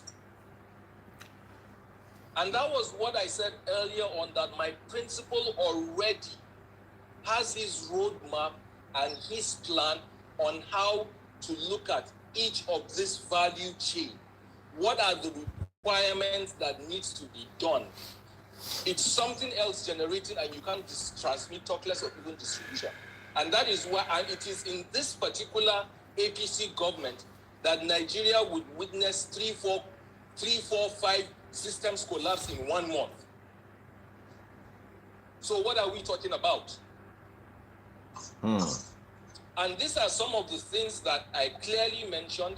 I said already, not just saying that we want to improve power and also boost our industrialization. My principal already has a committee set up on that to look at the value chain and also the renewable energy that we spoke on earlier on. what renewable energy is applicable in each of the geopolitical zone of the area. Because one thing with electricity, the closer you are to generation, the better the quality of power you get. That is how it works. And that is what is being done. So far, over 5,000 companies in Nigeria have shut down within the past 30 years, over 5,000. We've lost opportunities for multinationals to our neighboring countries just for one reason: power. All right, thank you very much. And that is why it is key, and that is why a roadmap is set, and it has been spelled out. So Thank that you we very can much. what's the roadmap? Precisely. Yes. Okay, let him finish talking. Okay. What's the roadmap? Like, can you summarize the roadmap? Like, we understand the problems facing, the industrial sector in Nigeria. We know all of this, right? But what is Atiku Abubakar's roadmap? That's the question, right? Same question I threw at Bongoli that he hasn't been able to answer. Let me talk now. When it's time for me to talk, I will talk. Okay, yeah. Okay. I think don't have anything to say. Let me quickly. You know that one. They don't have anything to say. Let me quickly answer. So when right, the roadmap for my principle is 1, renewable energy and mini grids, right, and also thermal to be able to boost Nigeria's electricity output. Also now, because hello. I can hear you. They don't want me to talk. Okay, no, you are going to talk, but let me answer Brume, because at least me and Brume we are talking with facts. Yeah, PDP and PDP lies. You are brothers and sisters. You are PDP. No. PDP and PDP lies. APC has been a disappointment to this country. We have been in our worst place due to the policies of this government. We've seen the worst, and it's not yet over till next year. Yeah. Okay. All right. I would want to say something. Yeah. So Brume, like I was saying, right? So now the roadmap is identifying exactly in each of the geopolitical zone which type of power best suits that will be able to boost our output. That was why earlier I mentioned it has already been identified between Kano and Jigawa states. Is one of the best quality of solar that can be generated, not only in Nigeria, the quality, but worldwide. And part of the roadmap now is actually to find investors that will come in to invest in this, because the way to go in any developed country is public-private partnership. An enabling environment that will be able to, for each party to work. Yes, don't do that. You're doing that. Let me talk. Daddy, please let me talk. Yeah, let me talk. I don't know. Let me. Now. Hold on, guys. Hold on. Timasiwaju, go ahead. Hold on. Before Timasiwaju talks, I hope I'll get time. You all get time. Daddy, please, can't hear you. Can you get me now? Yes, we can. Okay. You will all get time. This is the Gbasgbos section, and the time limit is as much as I allow, because I want everybody to be able to chip in something to it. Amazing things are happening in the Star Wars. I'll let you know how that is going. To buy stars, just go to my Facebook page. Facebook, go and support Facebook. I don't know who is leading between Team Obi and Team Atiku today. Sorry, Team Obi and Team Tinubu today is war. When I say Star Wars, it's Star Wars. I have to leave you people to go and be counting stars. But in the meantime, the debate is on. And you guys have the opportunity of doing Gbasgbos. I interrupted the Gbasgbos because it was getting fiery. I like the way Team Atiku has spoken. I want Brume and Bongoli to also respond while giving each other time to pass across your points. Because at the end of the day, whichever of your candidates wins, ideas will be necessary to move Nigeria forward. So let's hear what Tinubu has done, let's hear what Atiku has done, and let's hear what Peter Obi has done and what they're also planning to do with regard to this beautiful country we found ourselves in. So over to you guys. There's no particular order to the Gbasgbos. Just keep it as Thank respectful you as very possible. much. Jab yourselves. I don't care. Jab yourselves, but don't be rude. Don't throw direct insults. You can shade and play around. Let's have fun, but at the same time, let's defend our candidates. So over to you guys. At the Facebook, they Thank count you very stars. much. I think they should let me speak now. I let everybody speak. Now, firstly, I would like to talk about Atiku that just shot himself in the foot. Your principal is pro-privatization. So you are saying, that's why myself and Brume laughed when you said that. I was like, what are you talking about, sir? Now, Asiwaju is a big proponent of PPP, public-private partnership. That is how Lagos State does businesses. Lagos State is in between capitalist and socialist economy. Lagos State drops some certain money. Public-private partnership drops some certain money because Lagos State understands that the GNI, the gross national income per capita of Nigerians, that Nigerians don't have the purchasing power at the time, so you would not expose them to core privatization and capitalism, just like how the both of you ruined electricity in Nigeria. Now, let's talk about electricity and what Asiwaju plans. Now, during the primaries, Asiwaju was talking about Nigeria having natural gas reserves. Nigeria has the 9th largest natural gas reserves in the world. Now, this is how it gets interesting. It is 180 million standard cubic feet. Now, you need natural gas. You need methane, which is part of natural gas, the first cut to run turbines. Now, for you to process that natural gas, you have to have natural gas plants. Now, with those natural gas plants comes with the methane and comes with the propane and butane that you mix together so that you give you cooking gas. So cooking gas is going to get cheaper. Now, Asiwaju already understands where some of the problems are. Asiwaju is looking at increasing the distribution to 15,000 megawatts. So I don't know why Obi is lying. He's saying 15,000. What Asiwaju already said long time ago. I understand. Obi went to UNN. He graduated with third class psychology and philosophy. Maybe did 7 years or 10 years there. I can't remember. And if Atiku, you people need an engineer, come and employ me. Now let me go back to Obi that is always talking about industrialization, consumerism over production. Guys, I want to leak a secret to you people. Guys, go and check 2008 ease of doing business in World Bank. Obi was the governor of Anambra State from 2006 to 2014. In 2008, Anambra was ranked 9th out of 11. In 2010, Anambra was ranked 35th over 36th.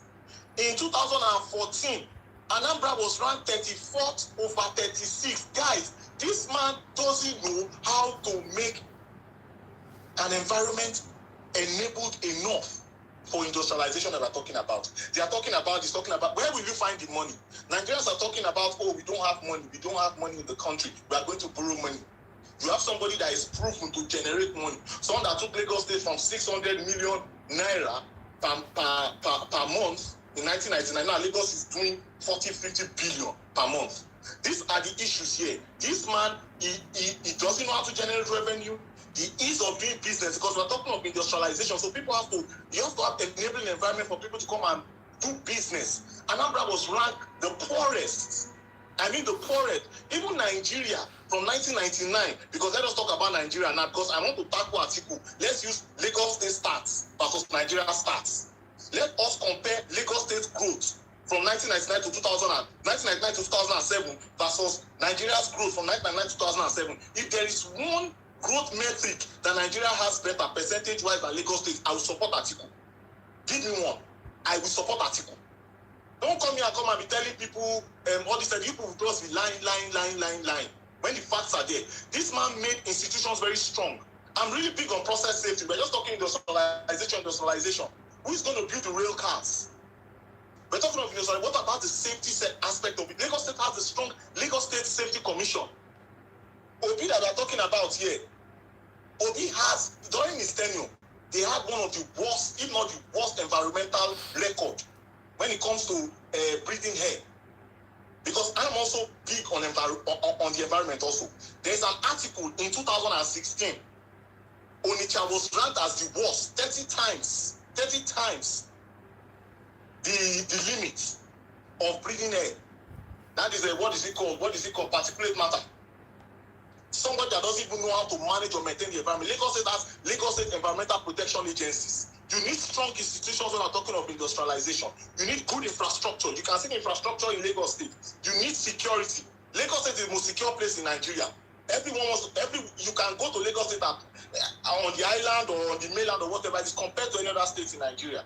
So let us not call monkey dog for people. Don't like see. I know you are going to talk Brume, but don't Jama Pajalobo, Emaja Pajalobo. Ha ha ha.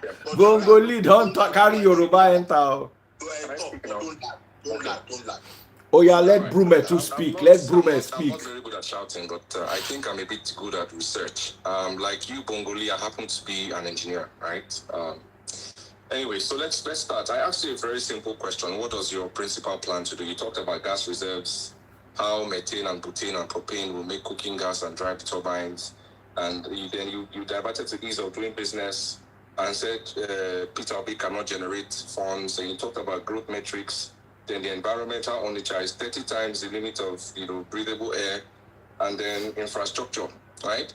But you didn't answer the question. Anyway, that's fine. So let me talk, right? Because what is the question? I answered the question now. People really need to know.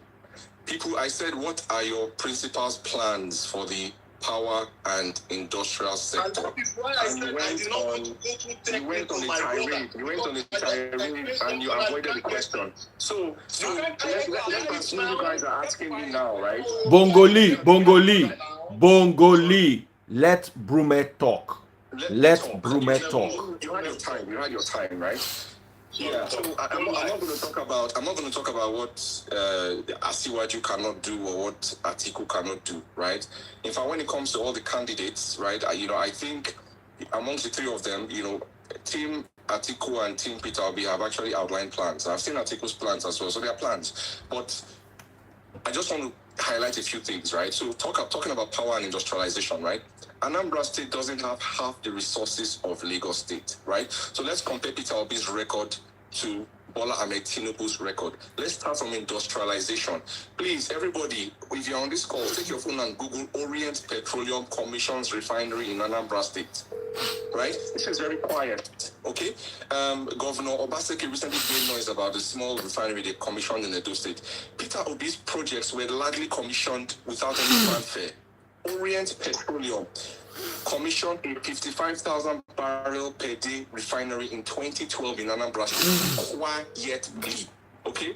We talk about Innocent, right? You mentioned ease of doing business, okay? When Innocent established their factory, how many automobile factories were operating in Lagos? Already the infrastructure, there were no Volkswagen and other, factories, right, that Hyundai came and took over in Lagos State, right? Innocent was built from scratch, right? With 70% local materials, by the way, only engines are imported, right? Before Innocent began to make cars, we were already manufacturing motorcycle spare parts in Anambra State, okay? You talk about ease of doing business. Now, we have a brewery in Anambra State that is bigger than all the breweries in Nigeria, okay?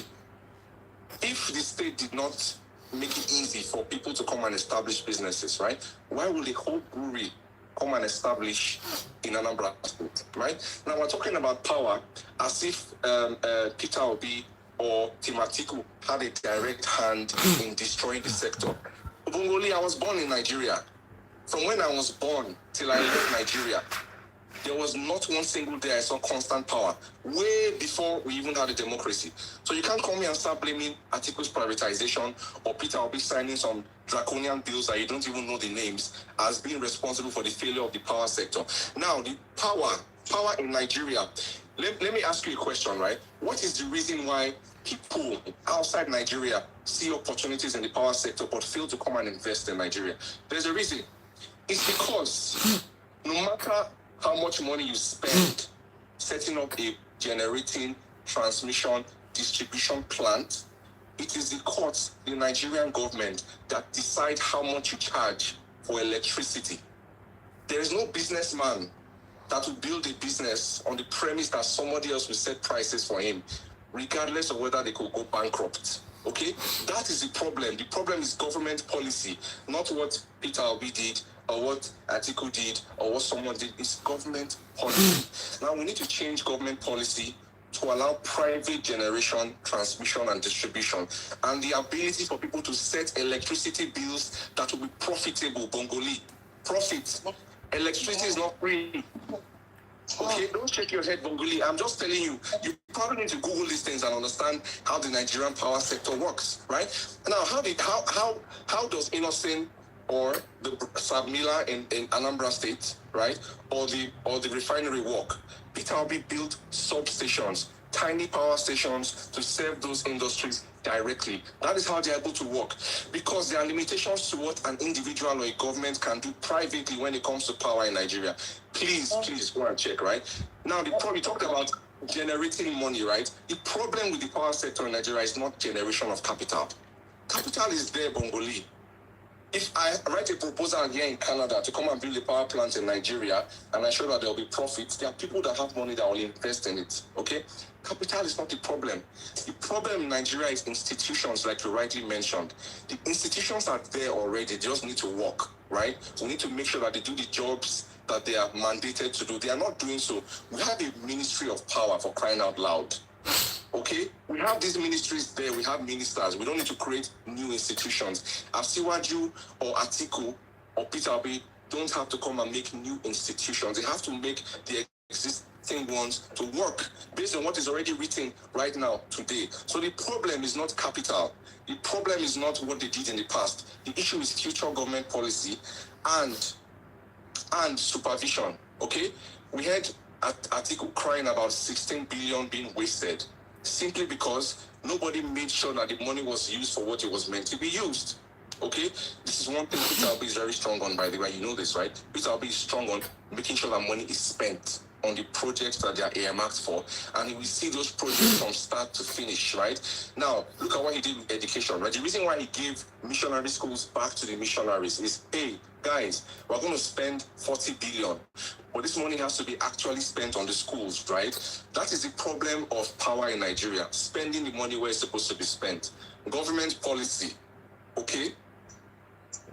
And by the way, just to round up, before you get to, I can't see your wristwatch, just to round up, okay? People keep criticizing Peter Obi's visit to Egypt, okay? When you're writing JAM, you don't read past question. Nothing is novel. You have to go and study, see how somebody has done it. That is how Singapore, that is how the United Arab Emirates, that is how developing countries. You have to take a template and apply it. All right, guys. All right, before anybody else talks, I need to go to Star Wars. Big shout out to Team Tinubu. Team Tinubu is doing so well on Star Wars. They have bought so far 18,000 stars. Big ups to Team Tinubu. You guys did so well today. Quite a lot of you came in and bought. However, a bigger shout out to Team Obi. Team Obi doubled this 18,000 and added 500 on top. So Team Obi alone today have 36,500 stars as against Team Atiku's, Team Ashiwaju's 18,000. So Team Obi today is leading Star Wars. Hey, never happened before in the history of Clash of the Supporters. Not only are they leading, they are leading by double. So all you other teams need to get up, get on up. Team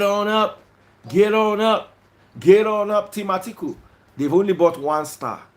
I dash them that 1 star, make it not be like say they carry 0. Because in all essence, it's 0. Sorry, quick shout out to everyone who's been doing the star buying. Ima Okele just bought 500 stars real quick. Big shout out to her. Egbodo Paul sent 100 stars.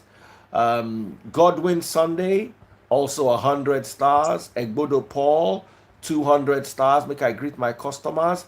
And the top star buyers today, number 1 for Team Peter Obi.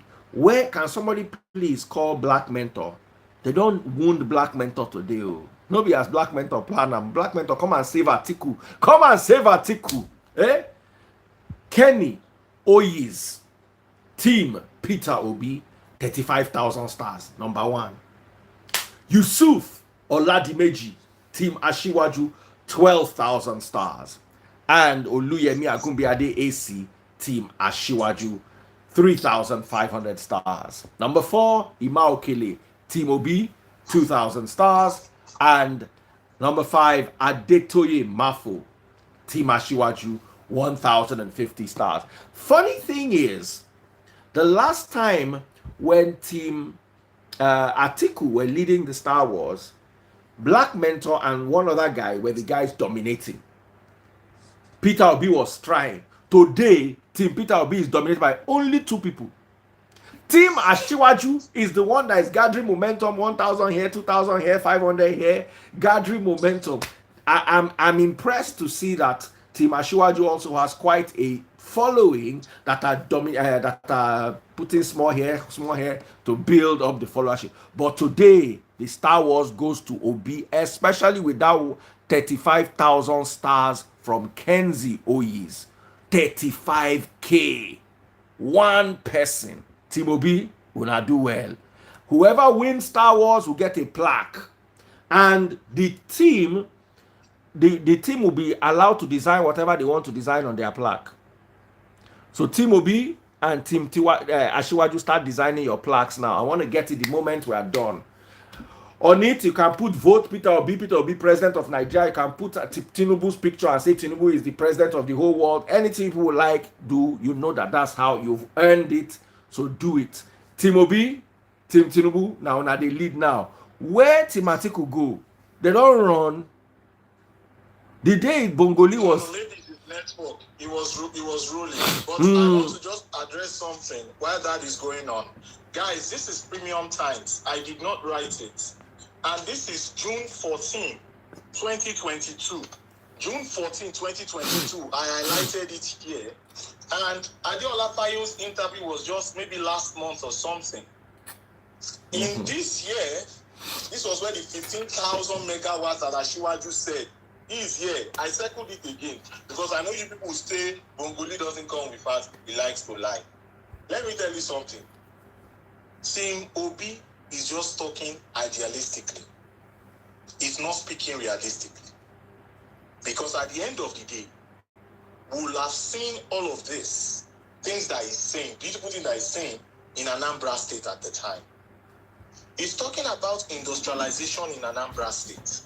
But Anambra State had an IGR of 18% from 2016 from 2006 to 2014, an IGR increment of 18%. That is one of the worst in the history of Nigeria. When you look at the governor, because before Obi, what's his name? Chris Ngige took it up to over 700 to 800%. And after Obi, Obiano that you guys always insult and all that stuff, took it up to about 200 and something percent in the IGR. And guys, do you know how IGR is generated in the states? The IGR is generated in the states through pay as you earn, because it is the states that collect taxes on salaries. So if this man did not create job, how will or create an enabling environment for jobs? How then will that IGR go? The IGR and also levies and other taxes that they collect here and there. Okay.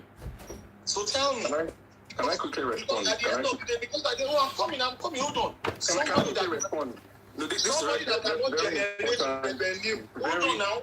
This is very important, Bongoli, right? Because you keep talking about IGR, right? You know, I would like to highlight something to Nigerians, you know, and we keep talking about fact, right? Can you see this graph? Okay. This is Anambra State IGR. That is a constant rise, Bongoli, right? You can see from 2011, 2012, 2013, 2006.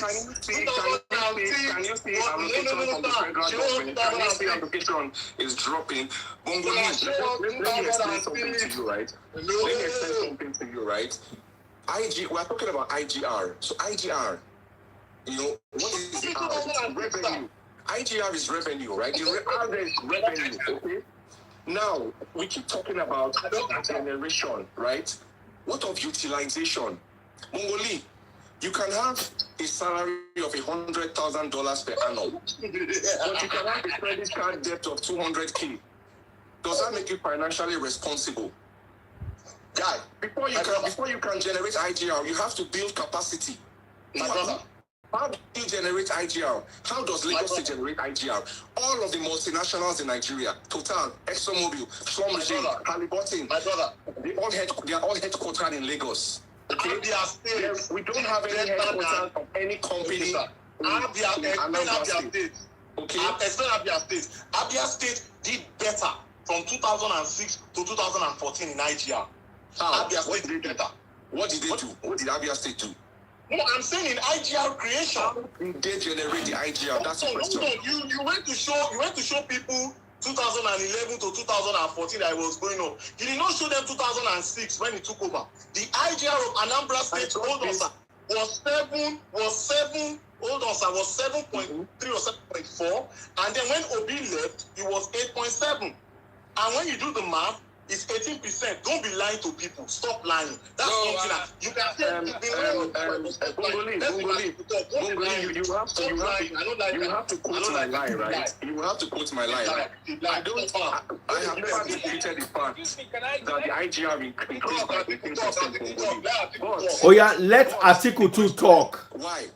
Right? Una know they let Atiku talk. Okay. Now, IGR is generated by taxation. Okay, wait, now I'm coming. Bongoli, I just showed you a graph, right? It's from budget. It's public information. Okay? The IGR increased by 18% during Peter Obi's tenure. Yes, we have never disputed that fact, Bongoli. But let me explain something to you, right? Now, IGR stands for internally generated revenue, right? When you generate the revenue, okay, you're going to take that revenue and do what with it? Use it for the development of the people, okay? But how do you generate IGR when there are no taxable entities in the state? When Peter Obi came in, right, Peter Obi reduced taxation on normal individuals and small businesses and decided to instead build capacity. That's why as soon as the next governor came in, there was a sharp increase in IGR, right? Ask Anambra State citizens, they'll tell you this. Peter Obi reduced the taxation on normal citizens and decided, hey, let us build capacity first and let's demonstrate fiscal responsibility. So that's the reason why Anambra did not take any huge loans like Lagos. You talk about IGR. What about debt?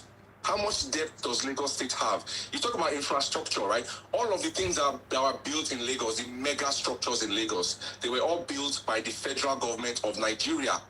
I cannot see one monumental project that Asiwaju Bola Ahmed Tinubu completed in Lagos State. I can see Ambode, I can see Fashola, but what did your principal build? The only thing I saw was Lekki Expressway. You can do the infrastructure. When you go to Lagos, you enter BRT, you did the road, you go to the road. You lie. What they lie? You be lying. The roads were there. He just took one lane and increased traffic. The roads were there, Bongoli. He just blocked one lane and increased traffic. So went to Lekki Expressway. Infrastructure I gave you. See, guy. My brother. Doing infrastructure. What that IGR and you're lying. I want you Atiku to talk, but you're lying about that IGR. Stop lying to people. Stop deceiving them. What have I told Congolese? Indicate increase the IGR of Anambra State by almost 800%. How did he increase it now? How did he increase the IGR? I just told you. When Obi left, reduced taxation of normal citizens and built capacity. When Obi left, oh God, when Obi left, Anambra State was owing $8 billion externally. Was owing that externally in DMO, Debt Management Office, is there. I'm sorry, Mr. Atiku, just 30 seconds. 30 seconds, sir. Let me just explain something you just didn't know about Anambra State. When Obi left, as of June 2014, Anambra State was owing internally about $3 billion. And then they were owing externally about $45 million. Now, when Ngige came to Anambra State IGR was about 600-700 million. Ngige left it at 7.3 or 7.4 billion. You can see the percentage increase. Then when Obi came in, he met at 7.4, he dropped it to about 3 or 4, or maybe 5 billion, and then it went up to 8.7 when he left. Then when this guy came, Obiano came, was about 20 something. A man that cannot generate revenue, that doesn't know what to use money for. I don't want that man as my president. I'm even smarter than him. I'm smarter than him. This is public information, right? Stop lying, Charlie. Stop lying. I'm showing you. Stop lying. Look at it. Look at it. What number is that? 5 billion, right? Look at it now. Can you see that? Mongoli, I'm saying that you people. Look. Yeah, it's not a lie now. It's factual. Okay. What is factual that you said? Everything I say here is factual. Please, I challenge all of you guys, right? Go to budget, right? We have budget, the Naira metrics. You can find all of this information. It's in the public domain. Google Anambra State debt profile 2014. It is there, please. Don't take Bongoli's word. Bongoli has no fact. His only strategy here is to say you're lying. Where is your fact? Tell your what can you post the link here, please, right? The DMO, debt management office. Go and check yourself. Tell me whoever to post the link again, Bongoli. Okay. Debt management office. DMO. I would like to let you know that everything I say here is researched. You are lying. Everything I say here is researched. So please, Bongoli. Okay, but let me ask you, you keep talking about Abia did it, Lagos did it. How do you increase IGR in Nigeria? You tax people, right? I've mentioned before that Lagos State has the highest concentration, number one, of multinationals, okay? Banks, right? Lagos State has the only Abia State, my brother. Explain why Abia State did better than Anambra State when Anambra State has Onitsha. It's not enough to come and say Abia State did better. What did Abia State do? Have you been to Abia State? Abia State did better. Have you been to Abia State? Have you been around your market? I think you are even reading, you are even one of the doctors, you cannot interpret it. It is not enough to generate revenue, right? The revenue has to be used to develop the people. Have you been to Abia? Have you been to Abia? I think we're missing. Have you been to Kiwi? Have you been to Araria Market? Abia State is a disaster, Bongoli. Atiku talk. Give my just line. He has document before the meeting. Just line. Team Atiku, please, let's hear from you. Let's argue in a situation whereby there's a level playing ground. Right? Good analysis. And the fact of the matter is, if today, let me do the crossroad. If today Peter Obi was the governor of Lagos State and your principal Asiwaju is the governor of Anambra State, what would be the case? But what are we talking about? We are not talking about state IGR. Are you asking me? Nigeria is Nigeria. Are you asking me? Let me give you an example, sir. I'll give you an example. Nigeria is Nigeria. I'll tell you what Asiwaju would do. There is a deviation, and Team Asiwaju, you're constantly hammering on Lagos. Let's talk about how do we improve IGR in Nigeria. Okay. Right? Okay, now. Lagos, if not even prior to 1994-5, even headquarters of federal government establishments were in Lagos. Thank you. And these are the factors for IGR. Abia did better, sir. Abia State did better than Anambra State. Not all states are that opportune.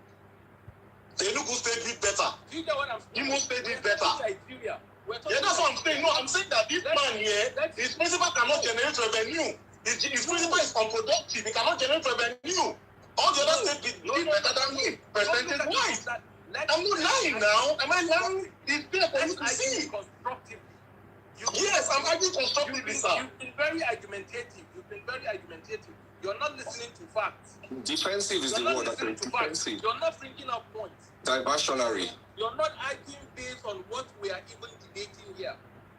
We are no, he took it that way, sir. He took it that way. He's lying. Progress Nigeria from where we are. How do we progress Nigeria from where we are? Okay, now, it's no longer. Yeah, how do we progress Nigeria from where we are? The bottom line, yes, Nigeria, based on the topic that we are discussing, to raise IGR in Nigeria, it means you have to revive industries. Thank you. By reviving industries, you are going to raise your IGR. The key to reviving industries is power. All right, guys. And That's as far as that we will can drive go. I wanted That's the everyone great to summary. have the opportunity to talk. I I was really. not given the opportunity to speak. The two were just, I was raising But my you've been hand and I speaking couldn't for the get the last 5 minutes. opportunity before I was given the opportunity to even say something now. Okay, okay. Yeah. Guys, Bongoli and Brume, you agree that Atiku has not really spoken. Can I give them exactly 1 minute to sum up? All right, Yes. you have 1 minute, and I'm Thank counting you very down. much. Hold So, on, hold on. I want to to time raise your one IGR, minute. Wait. I want to time your 1 minute. you, yeah, Go. all right. To raise IGR, you have to bring in investments and bring up industries and revive dead industries. Part of the reasons why these industries were dead was power. Generally, today where are we? Industries are dying as it is today because of bad policies. Diesel is almost 1,000 naira a liter.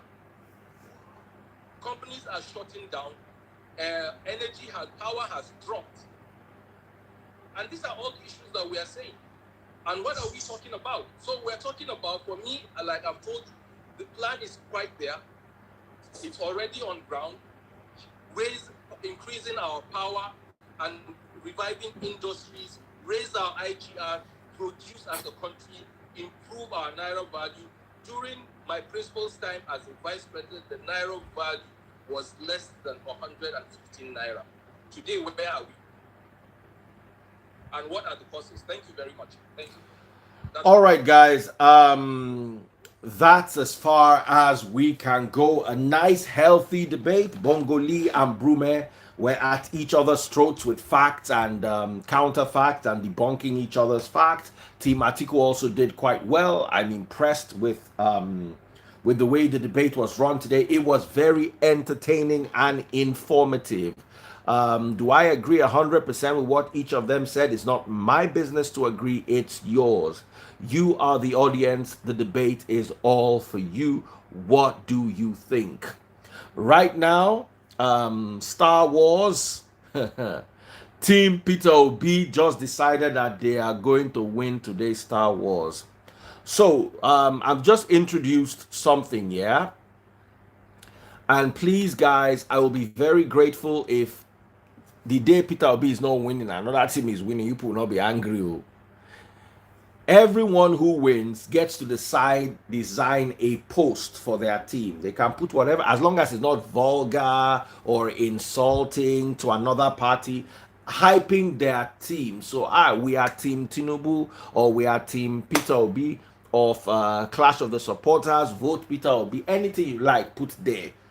As long as it is promoting your candidate, you will get that plaque whoever wins Star Wars. So Star Wars is not to win a debate, it's to win a plaque. And that post, you can say anything you like in the post. You design the wordings, you give it to me, and I will make sure it is posted immediately after the video. And it will also be pinned for 24 hours just in case there's a lot of trending stuff and the post is pushed to the bottom. I'll keep it pinned for at least 24 hours to celebrate the effort of that team financially. Okay, this does not mean they won the debate. This does not mean they even did well in the debate. It just means they won the Star Wars and they deserve a trophy. So I did it for Team Atiku the other day and Team Peter Obi. Looking at the records right now, it looks like Team Peter Obi. This is a far cry. It's scary. Ni Cool Son sent 50 stars for Team Obi. Yusuf Oladimeji did 1,000 stars for Team Tinubu.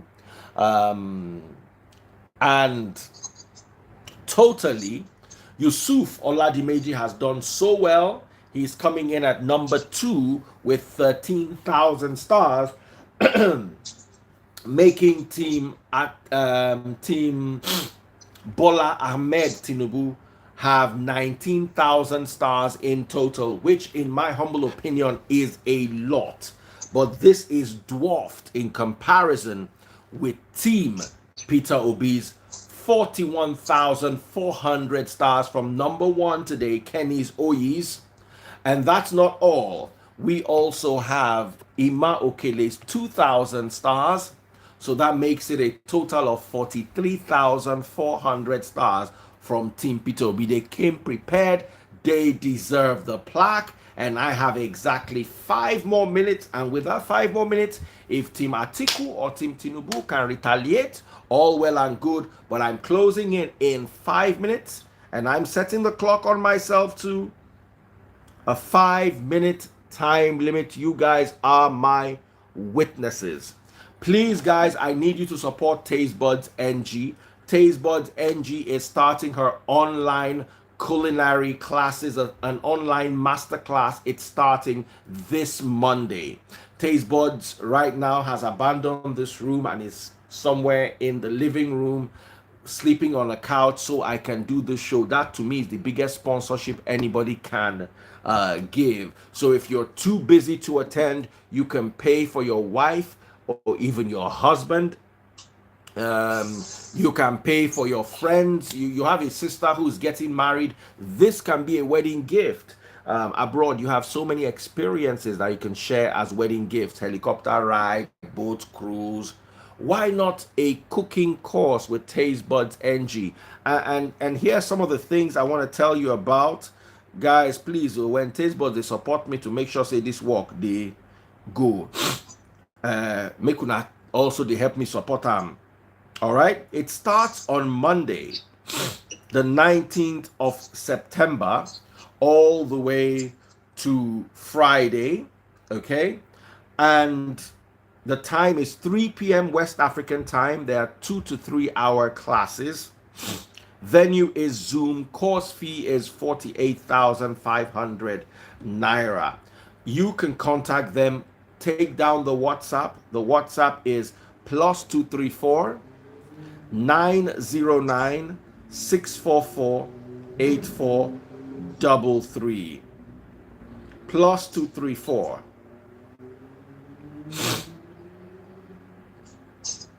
I'm putting it up right now. +234 909 644 8433. All right, that is the number. Send a WhatsApp message to that number. Send a WhatsApp message to that number right now. I've pinned it up. If you want to be a part of Taste Buds culinary class, always make sure you support us. Is not easy, but we appreciate you guys too, and thank you so much for your support, especially with regards to Taste Buds NG. What is going on in the Star Wars? Looks like Team Obi has a clear lead. Nobody's contesting that leadership. Someone said what he said, guys. Just 1 second, we're rounding off. Chris, I hope that we'll have like closing statements. Oh, of course. It's part of the 5 minutes. Okay, and Team Atiku also, if you can try to bring him on so you can give his also. Oh, Team Atiku, what's wrong with your network? Your network has been struggling today. He's been asking you to admit him. I've been trying to in the background. He can't even go. Bro, log out and log back in. I've been trying to, it can't come in. See, each time I hit it, it just pops up and then disappears. So thank you all so much, by the way. Once again, send a WhatsApp message to +234 909 644 8433. It's not easy. We just came back today from the UK. I had to go through Qatar because initially I was this close to buying a KLM ticket. But guess what? Nigerians now need transit visas to travel through any European country. Oh, wow. Oh, yeah. So the airport now. Sorry? You're not leaving the airport now. It doesn't matter. And it costs 200,000 naira. Or that's what they even said for us to even get appointment. It's ridiculous. So the only opportunity I had was British Airways tickets. British Airways, they were selling economy class tickets for 4 million. British Airways, 4 million naira for one ticket. No, about 3.5 thereabout for one ticket. Economy. Is this peak travel time? I don't even know, but it was economy. Virgin was slightly cheaper. So I ended up using Qatar business class, and I must tell you, Virgin business class and BA business class need to go and learn work from the Qataris. Qatar Airways business class is their father. I flew Virgin business class in March this year. It was okay, it wasn't bad, it was a nice experience, but the Qataris, they will run you Qatar. You will get Qatar if you fly that Qatar business. As in, they fed me to the point where I was fed up. I was tired. They will give you a 3-course meal. By the time you are done with the first 2 courses, you tell them not to bother bringing the 3rd course. You will tell them not to worry. As the taste boss looked at me and said, they want to use food to kill you. So I'm going to talk all about that. And that's also another thing that I will ask you guys. So prepare yourselves for next week. What can we do to improve Nigeria's international relations? All candidates must submit something on that, because I suffered it. Let me tell you how bad it was. I was about to pay for KLM business class to go to the UK. My neighbor saved me. I called him to talk about something totally different. My neighbor, a guy called Chris, I just called him. So I said, I'm even about to buy. I don't know what thing just make me. That's why, let me tell you, sorry guys, I'm diverting. This has nothing to do with Clash of the Supporters. All of you, know they tell people, say, now they travel. I was raised by my parents not to tell people where you want to travel, just in case somebody wants to spoil your life. And I've always been like that. Do you know that I will have wasted about 7-point-something million naira? If I had not called Chris, I just called Chris and say, Papa, they travel tomorrow. Chris just asked me, I hope you are not using KLM or Air France or Lufthansa. I say, why? Say, I just want pay now. He said, do you have transit visa? I'm a Romanian citizen. I don't need a visa for the UK, let alone a transit visa. When I went with taste buds to the counter, the customer officer said, do you live here? They don't even know whether I live there or not. I said, no, I'm just here visiting. They will crack joke, let me in. You understand? So I would not have needed. I saw it first time, that it is 2008 when we traveled together. As a child, when I ran to you to take pictures with you, I saw that. I was with my Nigerian passport. I was like, look at that. That Chris just left us. He came with a friend. I remember. But now you have American passport, Bongoli, you never collect them. I can go to 100-something countries. So you don't even senior me now. Me senior you before, you don't senior me back. You know? You know, so what I was saying is, and I'm going to talk about this on a show of its own, but I experienced that firsthand, and my neighbor just said, no use. I said, why? So he now gave me a travel agent's number. At the same time, I was using 2 phones. I'm calling cancel, don't call, don't book KLM, don't book.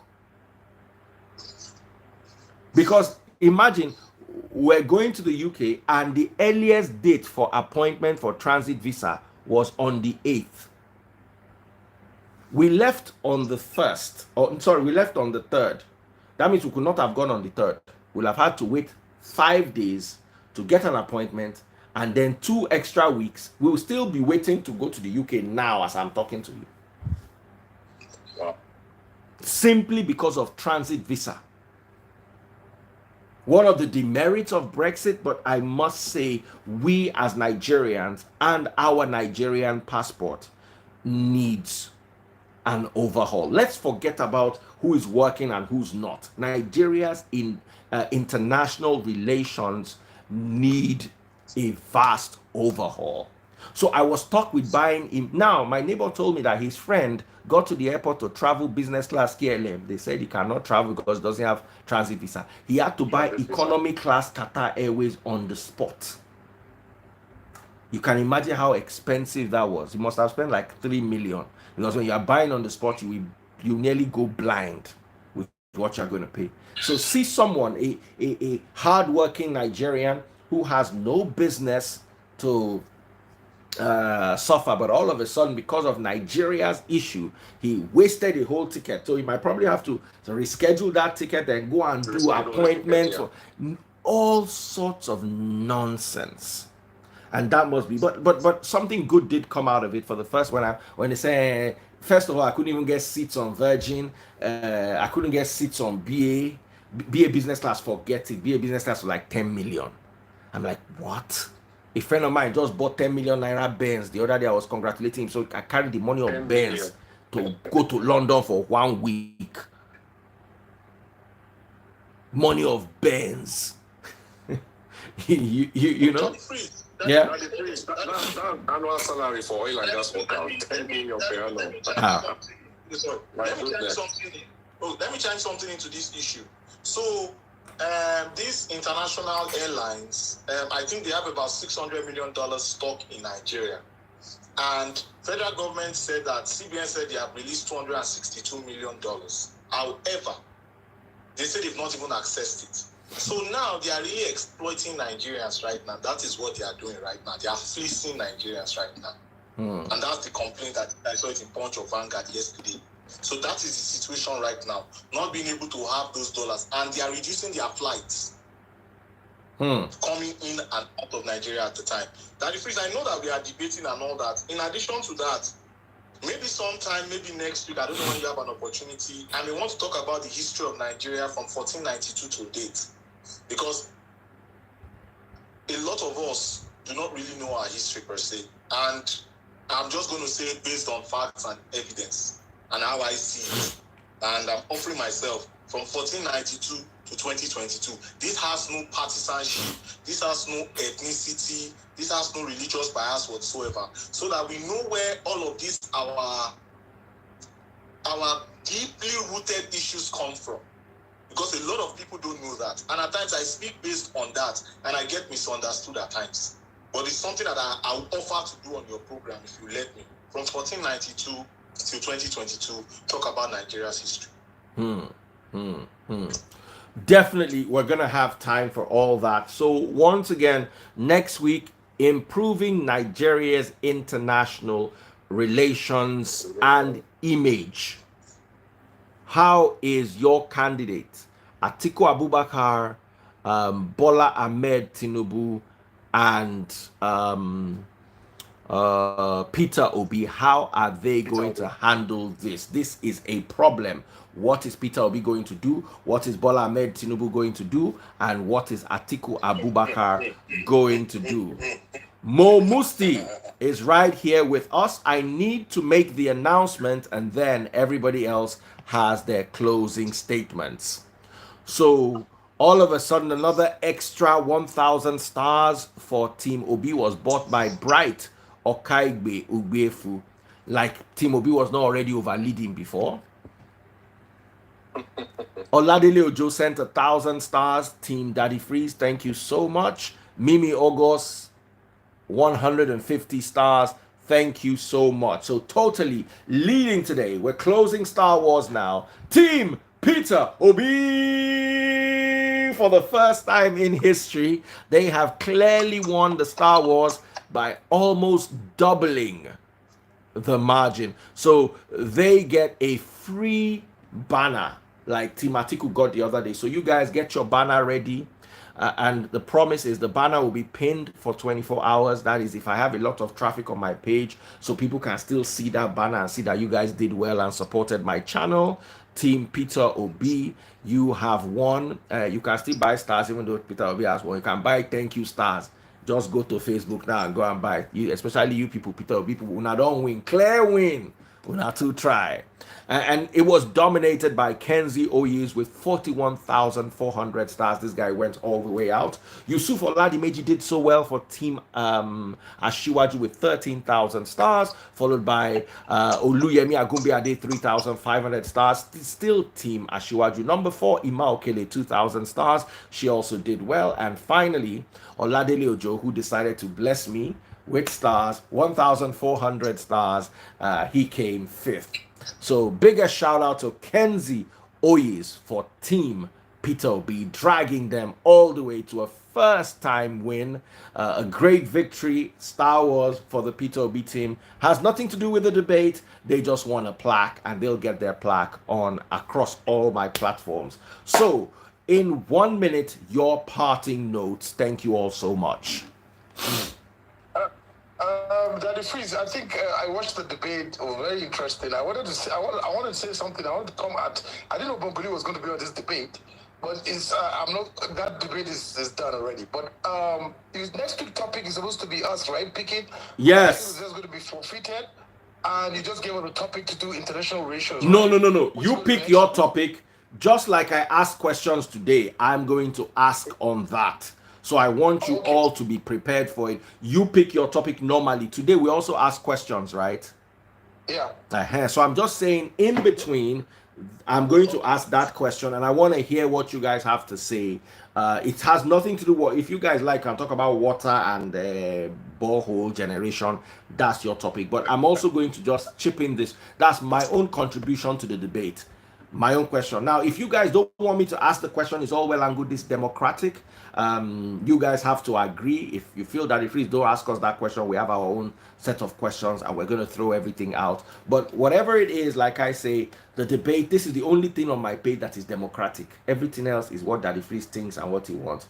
This one, you're free to think, you're free to choose, you're free to do anything you like. You own the show. Either you're a supporter or you're a fan. The Clash of the Supporters is your show. So, over to you, Musti. And please, signing off in 1 minute. Okay, overall, since I think Mr. Jamaica has maybe has some issues with the internet, let me just quickly chip in, because it's like 4 a.m. over here, almost 4:30 a.m. But anyways, it was a good debate. I mean, everybody brought his fact, but I'm going to say one thing. Mongoli, I think you need to check your facts very well. You need to really, really check your facts very well. Then number 2, there's just one thing I wanted to say that I wanted to add. I wish I could come on the live at that time. Was just because you start something doesn't mean you be blamed for other people that carries over whatever you start. It's just like you buy a car, you give it to somebody to drive the car for business, and the person messed up the car. Doesn't mean that you're the one that messed up the car. That's another story for another day, because we are picking the next topic, and I think we're going to continue with this topic. So at the end of the day, overall, good shout out, and Daddy Freeze, welcome back. You look amazing. Well, I was so happy you flew Qatar Airways, because that is my airline. Trust me, forget all this BA, forget all this Air France, forget all these European airline. They are like this. I am telling you, Qatar Airways is the way to go. And it's, in fact, when you were in the flight doing that your live video, I felt like flying through the phone. I said, let me come and just join you, because that's my airline. As in, I was like, yeah, that's the best way to go. But anyways, welcome back. Brumen, good points. This is the first time I'm going to support Peter Obi. Like, as in, this is the first time I'm supporting Peter Obi, even though I know that you guys are not going anywhere. I'm just telling you, I'm just going to support you because you did well. Bongoli, thank you so much, Daddy Freeze, for giving us this opportunity. You are just an amazing guy. Welcome back to Nigeria. Let's do the power issue. I'm coming back next week. So I'll conjure all over. There you go. They don't listen American and Canadian people. No. They talk English. Now you're in Nigeria. So now we know what will happen. So I'll see you next week, inshallah. You'll get our topic. Thank you so much. All right, Bongoli, over to you. What is your take? I think it's Brume that is next. Okay, Brume. All right, over to you, Brume. Oh, okay. All right. I know why Bongoli wants me to go next, but I'll go anyways because Brume, don't run, come buy stars to show appreciation. 800 stars. Thank you, Brume. Thank you. I have to Thank you.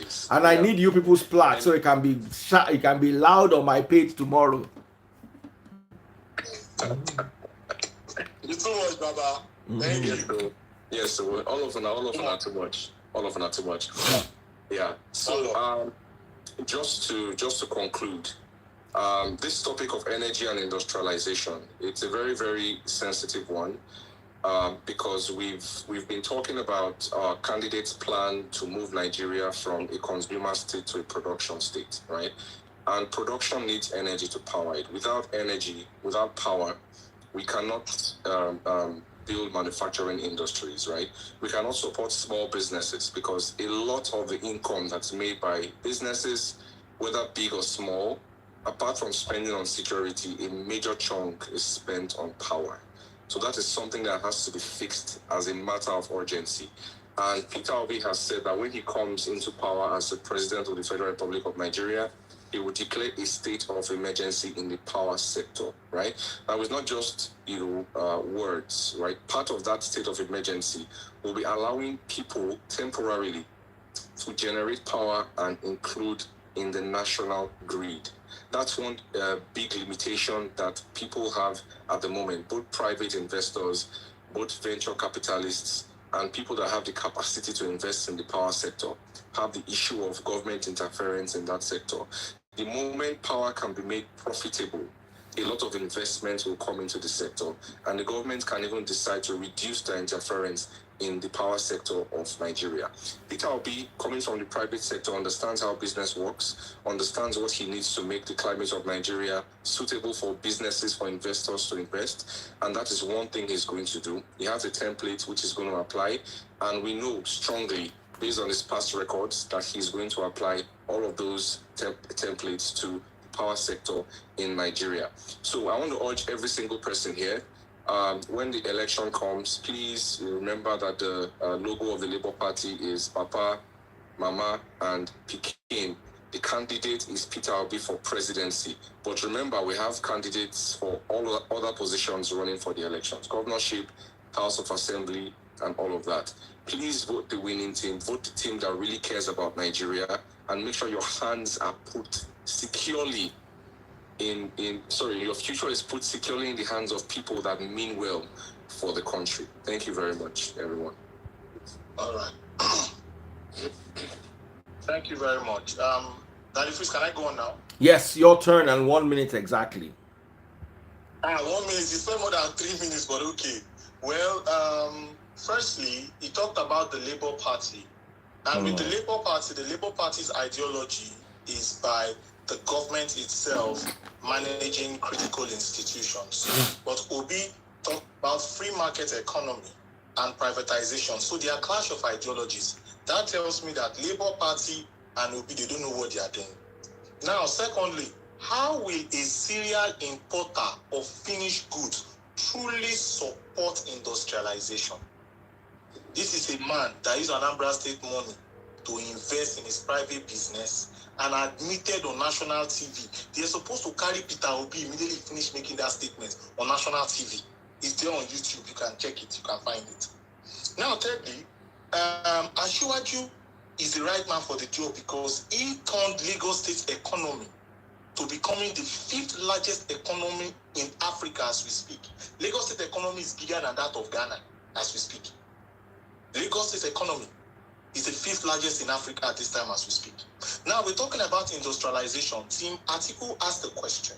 He said, and I quote, how will Tinubu generate revenue if they had given him Anambra State and he had come to Lagos? Tinubu said something before his primaries and said it after his primaries. He said he went to the Obong of Calabar's palace and said, I will dredge Calabar port. You people, let's make money. That is industrialization there. You dredge Calabar port, you invest in Calabar port. Contrary to public opinion and contrary to Obi because of that distasteful video he did that through induced tribalistic sentiments, he did not even know that we have 4 ports surrounding Anambra State. And now we have 3 in Lagos State, which Asiwaju pioneered one. Now, lastly, before I go, I would like to leave with my trademark. Guys, remember the talents, the parable of the talents in the Bible. One one slave was giving 5. That is Ashiwaju. Ashiwaju spinned it. He gave 5 more.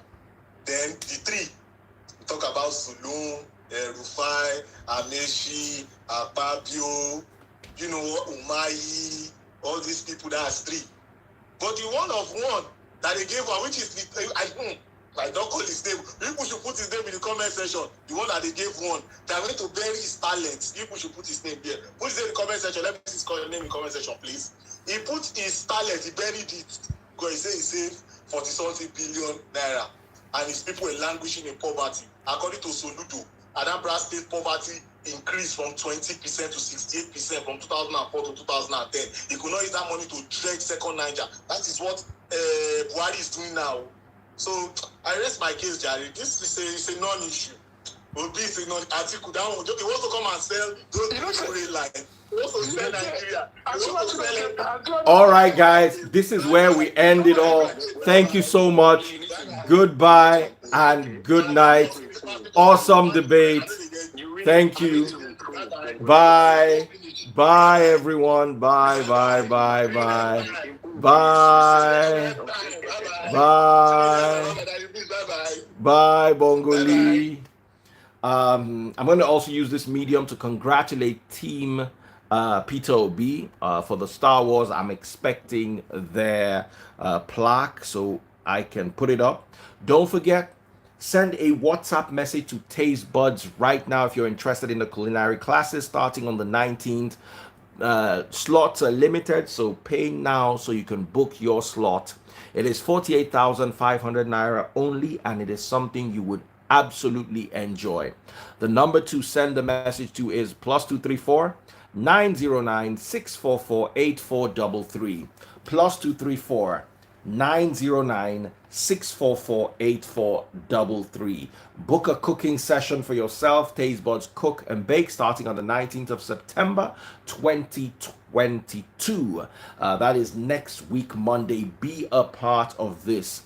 Learn how to cook, make your wife, husband, or whoever it is you're in a relationship, or make yourself smile, as the case may be. Do yourself the honors and be a part of this. Support Taste Buds as she has supported me in every single way or form. The number is +234 909 644 8433. Send a WhatsApp message right now and support us. Thank you. Clash of the Supporters was amazing. God bless you. And for all of you who bought stars, thank you so much. I love and appreciate you guys. Good night.